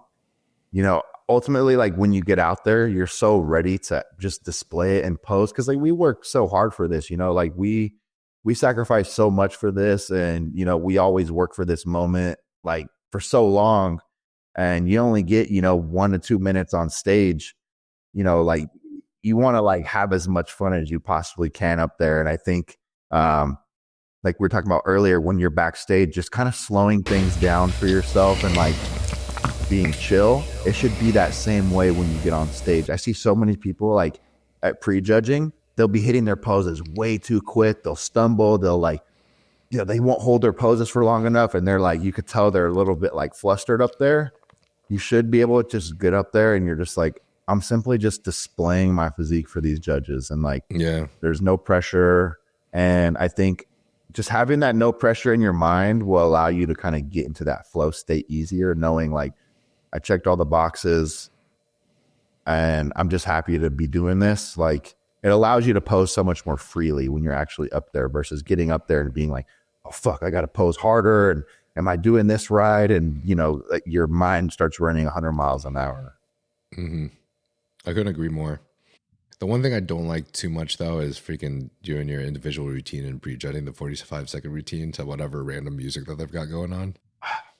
They always play some They always play some shit music, bro. Like, especially this last one, they're playing like some country song I'd never heard of. It's like, bro, how am I supposed to have any type of flow to this? But ultimately, like, I try to think like, bro, every competitor, we're all posing to the same random music. And ultimately, like, how you talked about blocking out the noise, like, that's just like white noise, bro. Like, when I go up there, I don't even hear the music. I'm just like, I'm just focusing on displaying it the best I possibly can for the judges, right? Like, it doesn't matter what music is playing or what the backdrop is. It's like, I'm just going to go out there and display this the best I can.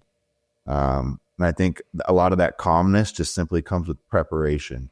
You know, like if you're 1,000% prepared, there's no reason to be nervous or have any type of anxiety. I always give the example, like when you walk out to your car to go start your car, like, do you get anxious about that or do you get nervous? You're like, no. Like, well, because you've done it like a million times. You walk out to your car, you know, click the fucking start, you put it in reverse and you drive. You don't even think twice about it. So it's like the more experience you have, like you don't get nervous about, you know, walking out to your car and starting your car in the morning. So because you're so prepared that you've done it a million times. So when you're as prepared as we are for getting on stage for a bodybuilding show, there's really nothing to be anxious about or nervous about whatsoever, because you have like you've prepared for this one moment for say 16 weeks, 20 weeks. You prepared for 20 weeks for this one moment. It's like I'm fully equipped for this moment. You know what I mean? So that's kind of how I see it. I'm gonna run to the restroom real quick and then we'll keep going. But by the way, before I forget, someone said that you could name any backdrop if I named any Olympia. Oh yeah, name the backdrop if I named any Olympia. Oh yeah, most definitely I can. It's fucking wild. We could. I'm telling you, I'm a historian, bro. You could pull up any backdrop. I'm like, oh, that's a 2009 Olympia. Oh, that's a 2001 Olympia. Like I don't know. I have like a photographic memory. That's fucking crazy, bro. Jesus Christ. Yeah, I actually got to use the restroom too, so that's perfect time. If you feel like any of the medications that we spoke about today may benefit you, such as BPC 157, GH secretagogues such as Tesamorelin, IGF1, oxandrolone troche, semaglutide, then you can obtain these from Trensparent HRT, and the link for that will be in the bio. If you feel like you're experiencing symptoms of low testosterone, such as depression, anxiety, lack of motivation, as well as lack of sex drive, then you can get this checked out as well by getting your blood work done at Transcend, and they will provide you expert medical analysis. Transcend HRT has worked with many professional bodybuilders and pro athletes, such as Thor Bjornsson, Phil Heath, and Jeremy Buendia. And if you feel like this podcast has any relevancy to you, I do believe that this clinic will provide of great benefit to you as well. Real quick before we move to the Q&A, what do you do for longevity? Like, do you take any ancillaries, anything for oxidative stress or inflammation reduction? So definitely post-show, I do like to run like a lot of glutathione, like very, very high. But other than that, man, like I just make sure like my lab work is good. My trends in my lab work are good. I don't take any ancillaries. Like, I mean, besides like, I don't know if you want to consider like BPC 157, TB 500 ancillary, but I mean, I'll take that, and I'll also take it orally just for the gut. But a lot of the stuff is like lab work related. And then also, you know, I've gotten my calcium score done. I've gotten cardiac MRIs. Just every year making sure I'm steadily healthy and keeping an eye on like the trends of my blood work, you know, because like, okay. So you think the primary drivers of making sure your blood works well and that your cardiovascular system is healthy is like cardiovascular activity and nutrition and I mean, I guess obviously the glutathione and some of these inflammation reducers that you have. You think these are the I think primary drivers? Even something as like keeping cardio in like 20 minutes, you know, 5 times a week during the off season, just for cardiovascular health is really important. Not getting too heavy in the off season. Oh, yeah, that's super important. People undervalue that too. Also, like one thing I'm trying to get better at personally is like post show. I mean, I go so hard with the food, bro, because, you know, obviously like our appetite is so high, and I've always been a big eater. Like even when I was a teenager, bro, I could like slam a whole pizza. Like Chinese buffets, I'll destroy them, bro. Pizzas like, too, yeah. Everywhere I go, like it seems like my whole life, like I'll go to a restaurant with like family and they're all like, I'm stuffed. I'm like, here, hand it over. I'll have yours too. And I've always been like that, and bodybuilding has only magnified it. So one thing I'm trying to get better at is like post show, I'll eat so much And I'm like, bro, this is so bad. Like all the added sodium, like intracellular water, Really great water for retention, kidneys. like terrible for your kidneys. And I'm like, yeah, maybe doing it once or twice is not bad, but it's like every show, if I'm gaining 10 pounds the night of, it's like, that's not really good for my kidneys long term. So I'm trying to get better at just like keeping the cheat meals a little bit more controlled as well. Got it. Yeah. Totally with the oral BPC thing too. I started that recently for this last show, man. And I think it's sick. Definitely helped a lot for peak week. I was doing a lot of glutathione, both liposomal and injectable, and then also doing the oral BPC. And the next one I'm going to try, because Nick Walker told me to try KPV, because I think he's just the fucking biggest fan of KPV in general. But apparently that's helped him with his gut health too. So probably going to try that for this next peak week. But honestly, just doing like inflammation reducers and shit like that during peak week has been fucking sick. Especially when like you're dealing with, and also like I'll save any cortisol reducers. Just I'll literally save them and not take them for as long as possible prior to peak week. And then peak week, I'll jump on them, like ashwagandha, for example. I'll jump on that for peak week just to make sure that my cortisol is reduced for the entire week. And I feel like it helps. Damn, man, that's smart. Yeah. It's cool. It's nice. I never did it before, so I would just fucking be fucking a high stress individual during peak week and during my show, and it just never worked out, man. So finally learning my lesson. Let's do this Q&A thing. Yeah. We got quite a few cool questions, and I meant to do this for 2 hours, but obviously we're doing another 3-hour podcast. Hey, it's all good, bro. My pre-workout meal is already made. As soon as I'm done with the pod, I'm gonna eat this pre-workout meal and go hit this last leg day. So it should be good, bro. Sick. Polished Beef Patty asks, why did you decide to do so many shows after already qualifying for the O? Honestly, the main reason is just the qualifying system, bro. Honestly, like we were just gonna focus on the Olympia, and then we saw on the calendar that the San Diego show was 2 weeks before the Olympia, and we're like, hey man, like that's a qualifier for next year. We're ready early. We should just jump into that show, try to win, and then we'll already be qualified for the 2026 Olympia. Then we could kind of like do whatever we want. We could take the year off. We could maybe hit the Arnold and then shut it down, whatever. And then literally like 2 weeks before that show, they released the rules. And it's like, thank you. And now we're like, oh shit, bro, like we got to get our points. And my coach lives in Austin, so he's like, bro, the San Antonio Pros in 2 weeks, we should just jump in it. I was like, all right, bro, fuck it. Same day, booked my flight, booked the Airbnb, and then we hit San Antonio. Then we hit the San Diego show, which was the original plan. And now we're going to do the Olympia. And we were even considering maybe doing Hurricane and a couple shows after the Olympia. Don't do Hurricane. But we're going to shut it down because we need to improve. Yeah. And like, we'd rather just shut it down now, improve, maybe start prep in like February, March, and then hit the shows like mid-year, like June, July next year, and try to get our points that way. But essentially, to answer the question is just the point system. It's super important to get points. Cool. I'm happy. I needed one place better, so I needed you not to be there at Hurricane. Hey, bro, you added that Winnie, and you might have beat me, bro. Whatever, bro. Kyle Cass asks, so would you all rather never use any type of PED again or never have sex again? And this is really taking the moral compass into account. I'd probably just come off, bro, to be honest. But then it's like, if you're not going to take any PEDs, you can't really bodybuild anymore too, which is like, so you're giving up PEDs and bodybuilding. Yeah. It said just sex, huh? It didn't say like everything. Yeah, just said never have sex again. But honestly, I love bodybuilding so much, bro. Like, I'm not giving that shit up, bro. I think it would be bad for my mental health. Yeah. You know what I mean? So like, I'm with you. I'm never gonna have sex. It's fine. Yeah. Probably never gonna have it anyways. So overrated anyways, bro. I'm just gonna fucking run NPP really, really high. It'll be fine. FOH asks, oh, by the way, I think that the mustache also was a huge fucking improvement from like your last season as well. I think that was a game changer as well. So thank you, bro. It was kind of by accident. Normally I'm just like clean shaving all the time. And then for the first show this year, Optimum, I was literally getting my haircut at my barber and he like left it as a joke.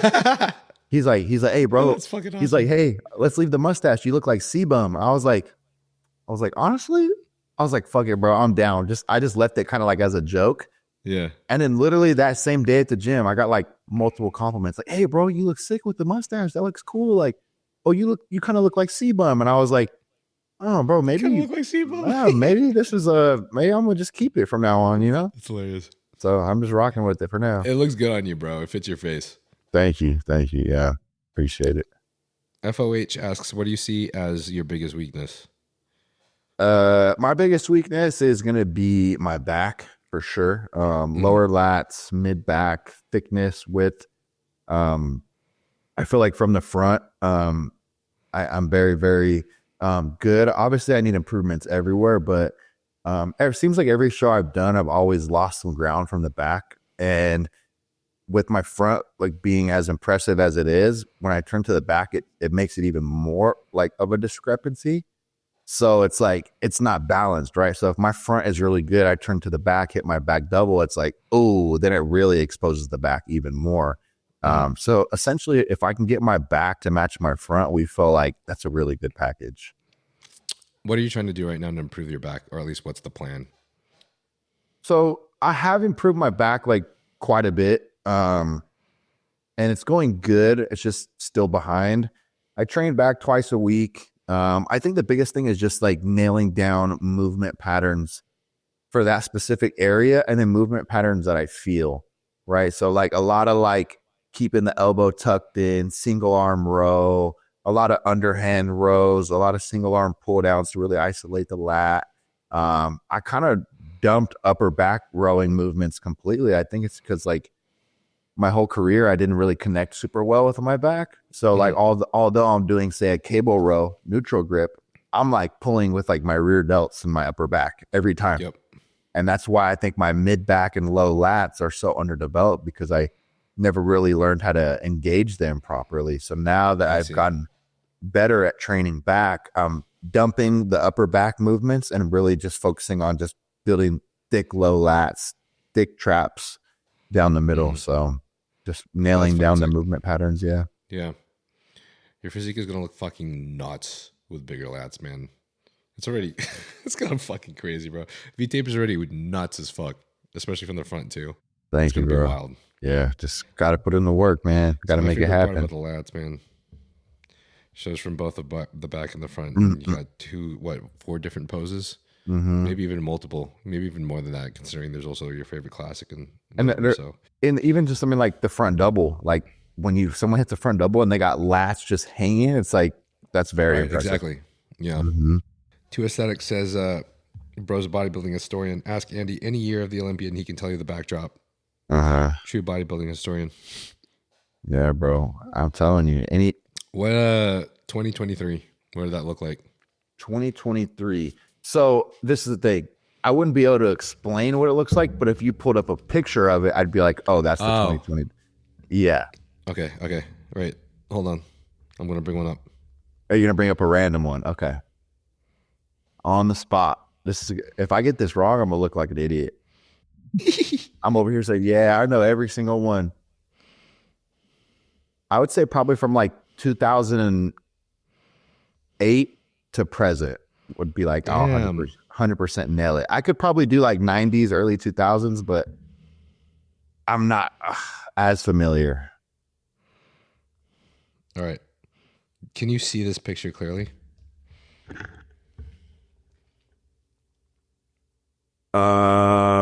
Yes. That is the 2024 Olympia. Yeah, you're correct. Yeah. Good shit. I could also tell because like in the lineups, like I'll see, I just looked at Keon right there and I'm like, I remember that's what he looked like last year. All right. This one might be a little tough. Ooh. Okay. Well, man, it's hard because it's hard to find these without the actual athletes that kind of give some of the hints away. You know what I'm saying? Mm-hmm. Like, what if I brought up the backdrop, but it was a picture of like the bikini girls? I feel like that'd be. I could probably do that too. Let's do this one. It just has to be the actual stage and not like the Expo stage. The Expo stage is kind of hard to. Yeah. Yeah. I mean? Expo stage is tough. All right. Let's see if I can. All right. What it says at the bottom is not the same year, so ignore that thing at the bottom. But what about this one?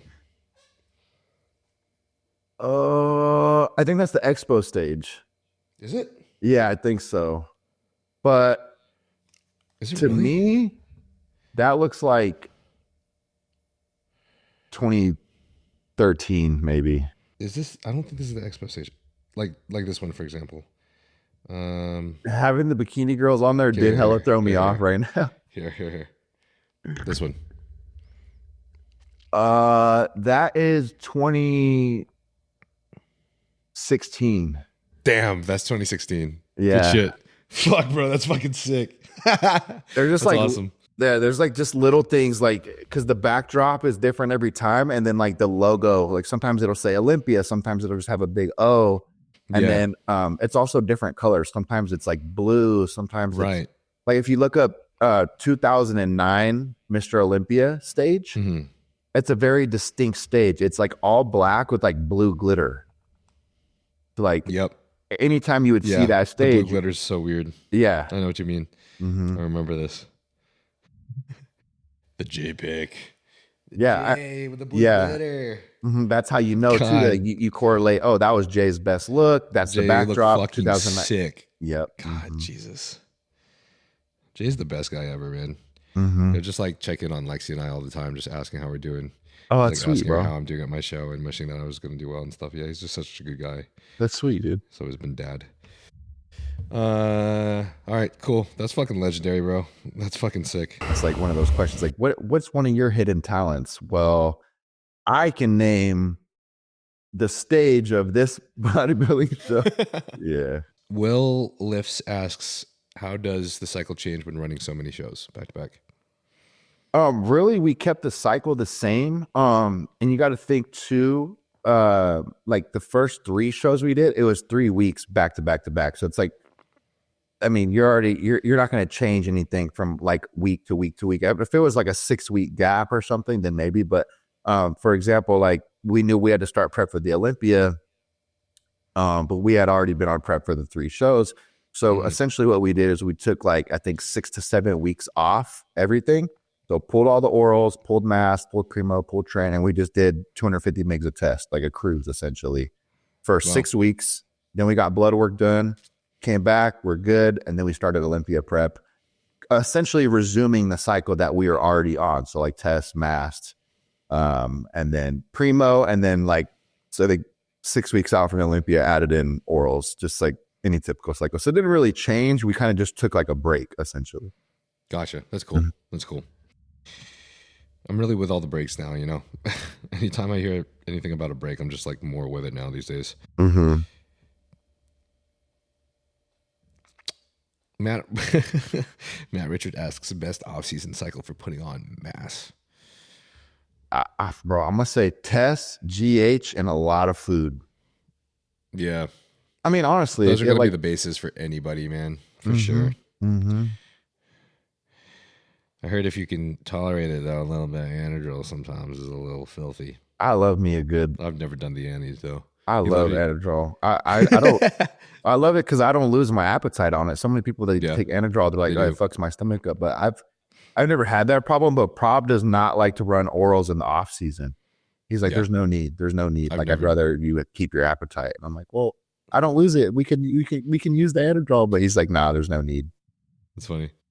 Yep. One of the questions too is Braden Morph asks, "Is Anadrol really the GOAT?" I mean, it depends in like what setting, I guess, what context. It is really, really good for strength. Pumps are crazy.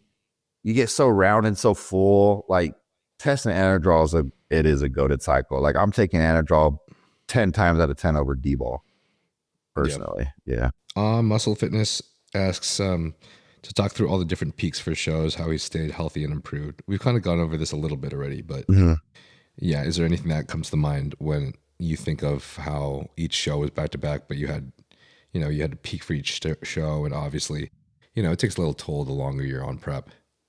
Yeah, I would say having the 3 shows like be literally in back to back weeks helped. The travel was kind of hard, so literally for like 6 weeks, it's like, all right, we pulled condiments, pulled artificial sweeteners, diet sodas, whatever. And then we fly, we compete, we win. Sunday, we fly home. All right, we're home. For like 2 days, we're home. And then we fly to the next show, do the whole peaking process over again, fly home, and then fly to the next show. So it was like just touch and go for like 3 weeks straight.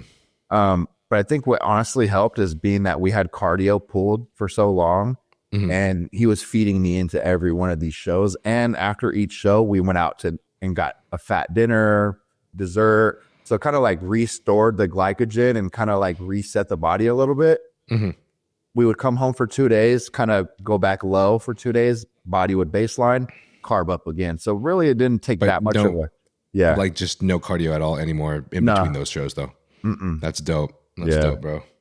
I feel like for me, I'm just on a lot lower in calories. Like you had to carb up on 1,000 grams of carbs. I'm on less than 500 grams of carbs to carb up. But when it comes to depletion, I have to go extremely, extremely low. Like we're on 70 grams of carbs on rest days, like under 100 on the training days.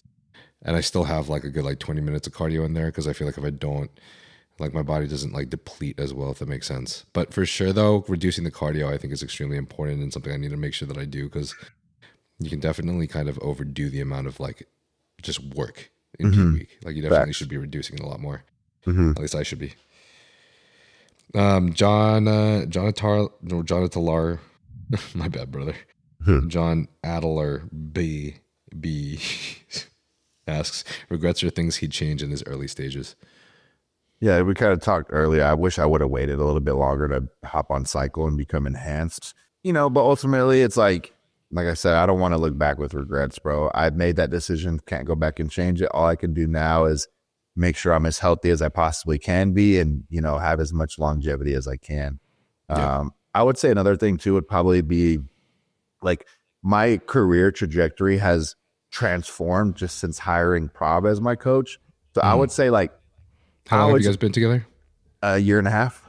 Okay. So I'm like, dude, if I would have hired Prob when I was like 21 years old or something, like 5 years ago, like I could have been on the Olympia stage a couple of years ago. So I would say like hire a reputable coach like early. Don't waste time with like local coaches trying to save money and like, or letting someone coach you for free. Like just pay the money and like invest into a good coach and he will take you where you need to go. Yeah. I feel like I couldn't agree more. I ask one last question that I ask everybody at the end of every podcast that you might have heard before, but if you were to disappear from the world tomorrow and you had one message you could send to the entire world today, what would the message be? Man, I would say, damn, bro, I hear this question all the time because I watch the pod all the time, but being actually asked this question on the spot, I would say, man, just, I would say for people to, that quote, stop and smell the roses. Yeah. I really like that quote and I would apply it to just being like, I would want everyone, the message I would send would be just to be grateful. I think like so much goes on in our day-to-day life, not just you and I, but just like even normal people that work at Walmart or whatever. Everyone is so caught up in the day-to-day monotony of just like paying bills, going to work, social life, going out drinking, and then, rinse and repeat every month. And before you know it, your 20s goes by, your 30s goes by. And then you're like, oh, I'm just working, saving for retirement. Then I retire. And then it's just like, so much goes on. And I think people tend to forget how blessed they truly are. And one thing my mom always tells me is she's like, count your blessings, and someone like myself, although I don't have the most money, although I don't live in the biggest house, drive the nicest car, I think there's something to be said about just appreciating what you have and being grateful because there's always people that have less than you, like, yep. I don't know the quote. It's like, even on your worst day, you feel like someone who's on their greatest day. So like, I could be like, oh man, like I don't really like my car, or this house is not big enough or something, but like there's someone somewhere else that would like kill to even have a car to drive, or even kill to even have a roof over their head. So I think like, just being able to kind of take a step back with all that's going on in day-to-day life and just be grateful for what you have, instead of always looking for the next thing to buy, the next thing to purchase and upgrade. Just being grateful for you have, whether it's an old beat up car or maybe you live in a tiny studio apartment. It's like, man, just be grateful for what you have. And I think life is just about experiences and like enjoying what you have and being grateful, because ultimately, like a car, a house, all this stuff is like, that stuff fades. You know what I mean? Like the chasing that feeling, it kind of fades over time. And I think the true testament to living a good life is just like being present, loving your family, creating bonds, creating new friendships like you and I, and just being grateful for what you have. And no matter how much or how little, just like always being grateful, that would be the message. I couldn't have agreed more, man, for sure. I wanted to ask you this last thing too before you go, because I was just curious, but how did you feel about this last show at Tournament of Champions that we had together? It was a pretty stacked lineup, honestly. I'd be lying if I said I didn't think after prejudging in finals that I was going to win.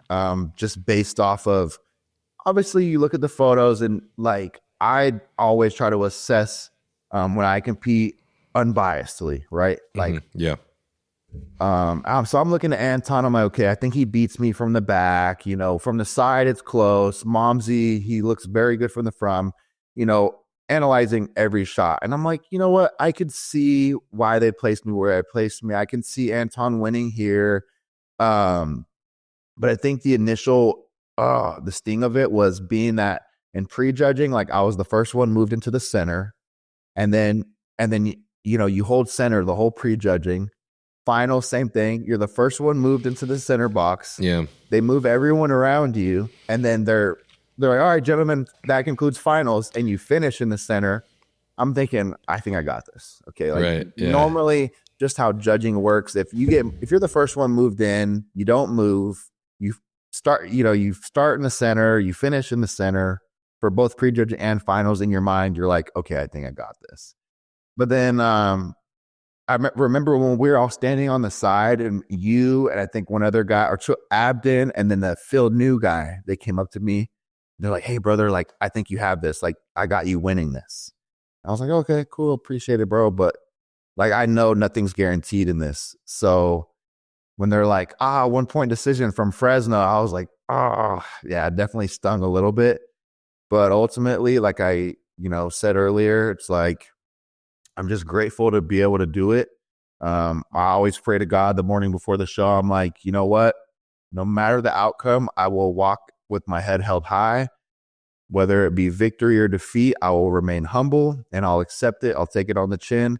And I look at all of this as a learning experience. So if you really think about it, like if I would have won, or if I get, say, fifth, it doesn't really change anything. I want to be one of the best in the world. So if I would have won, or if I would have got dead last, the end result's kind of the same. It's like, I got to get back to the drawing board and still improve my back. I still have to max out my weight cap. I still have to improve. So ultimately, like by not putting so much stock into the placing, after like an hour, I was like, you know what, bro, it is what it is. I'm not going to dwell on it. Like there's so many shows, bro, where it's like the crowd thought so-and-so should have won and he didn't win. And that's just bodybuilding, So it's like, you can choose to get bitter, or you can choose to get better. So it's like, we just wash our hands of it and it's on to the next one. And, the Olympia, bro, in 1 week, 6 days. So, yeah, why am I going to dwell on that shit when I have something so amazing to look forward to? I know, man. I can't fucking wait to see you at Olympia too. It's going to be fucking awesome. It's going to be, we got to link up when we're out there too. Like whether we even just go to the same gym one time, or maybe we grab food or something after, you're going to be a busy man for sure. Or even if we link up at the Expo or something like that would be cool just to kind of catch up for a minute. Getting a lift or linking up at the Expo, that would be awesome, man. Yeah. Amazing. I'll be down, bro. For sure. And I think you looked fucking amazing at Tournament Champions, dude. Your package was absolutely nuts. And prejudging too, you had the craziest pop. So one thing I do like about this show and Muscle Contest is how they do continuously compare. Like they they work us and like they keep switching us, and it's a cool thing, and it's something I discussed with Chris Tuttle too that we appreciate. But it is a little like mind play gaming because you don't ever really know who's gonna win. Like no one's really like the person that stays in the middle isn't necessarily the person that is on top. Yeah, So it gets a little confusing. Yeah. So just like, just try to have fun and enjoy it, man. Like I said, the placings are just simply out of our control as athletes. It's like control what we can control. That's it, bro. That's the name of the game in bodybuilding. Control what you can control, and everything else will work out as it should. Yeah. Thanks for coming on, bro. This was fucking sick. Yeah, Where can bro. everybody find you? So Instagram, YouTube, TikTok is just going to be Andy P Bodybuilding, all one word. And just, you can use my code with Raw Revive. I'm actually a free agent now with clothing. I was with Jed North for like 2 years, and Jed North. Yeah, the OG. They're the OGs, bro. I was with them for 2 years, and then the contract ended, and I was like, they're super cool about it. They completely understood, but I'm like, yeah, I want to just, try to, get with another clothing brand, Young LA, maybe. Yeah. But or like Dark Sport. There's a lot of like cool clothing brands out there, but just opening up for new opportunities. But yeah, man, I really appreciate, for one, meeting you. When I saw your name on the list, I was like, dude, how cool is this? Like, I literally watch his podcast like all the time religiously. And then just, having your interaction, with myself at the show was really refreshing. And just being able to, be a guest on the pod, like it's a full circle moment for me in a sense, because I literally have watched it for like over a year. Every time you drop an episode, I'm like, oh, gotta watch that shit. Click instantly, and I watch it start to finish every time. And I do respect how much effort you truly put into these podcasts when it comes to the intros, everything you do. And, I appreciate you for being an outlet covering guys like myself, Jordan, Chris Tuttle, and just getting, being transparent. That's the name of the podcast, like just being very, very transparent about whether it be gear, anxiety, performance. Like there's so much that goes into this that's deeper than the surface of just looking like a freak, So I just really think it's cool that you show that, you put that out for people, and you give us the platform for these people to get to know us on a deeper level. So I just appreciate you for having me on, bro. Just keep doing your thing. You got me tempted to go out to Vegas, bro, November 8th to go watch you compete, bro. No, fuck. It's right there. I mean, I'm like, I'm gonna be in the off season, and me and my girl, we do want to travel somewhere. Yeah. And Vegas is fun. So I might plan a trip to go see you compete, bro. I appreciate that, man. There's no pressure at all, but if you do come, we're gonna get some fucking brownies afterwards. That's for sure. Oh, hey. I'm DMing you. I'm getting your address, bro. I'm buying you that box. I'm not gonna forget. All right. But thanks for coming on, man. It was an honor to have you on. Yes, sir. Much love, I'll bro. catch you in 6 days. Yes, sir. Sounds good, bro. All right, later, brother. Peace.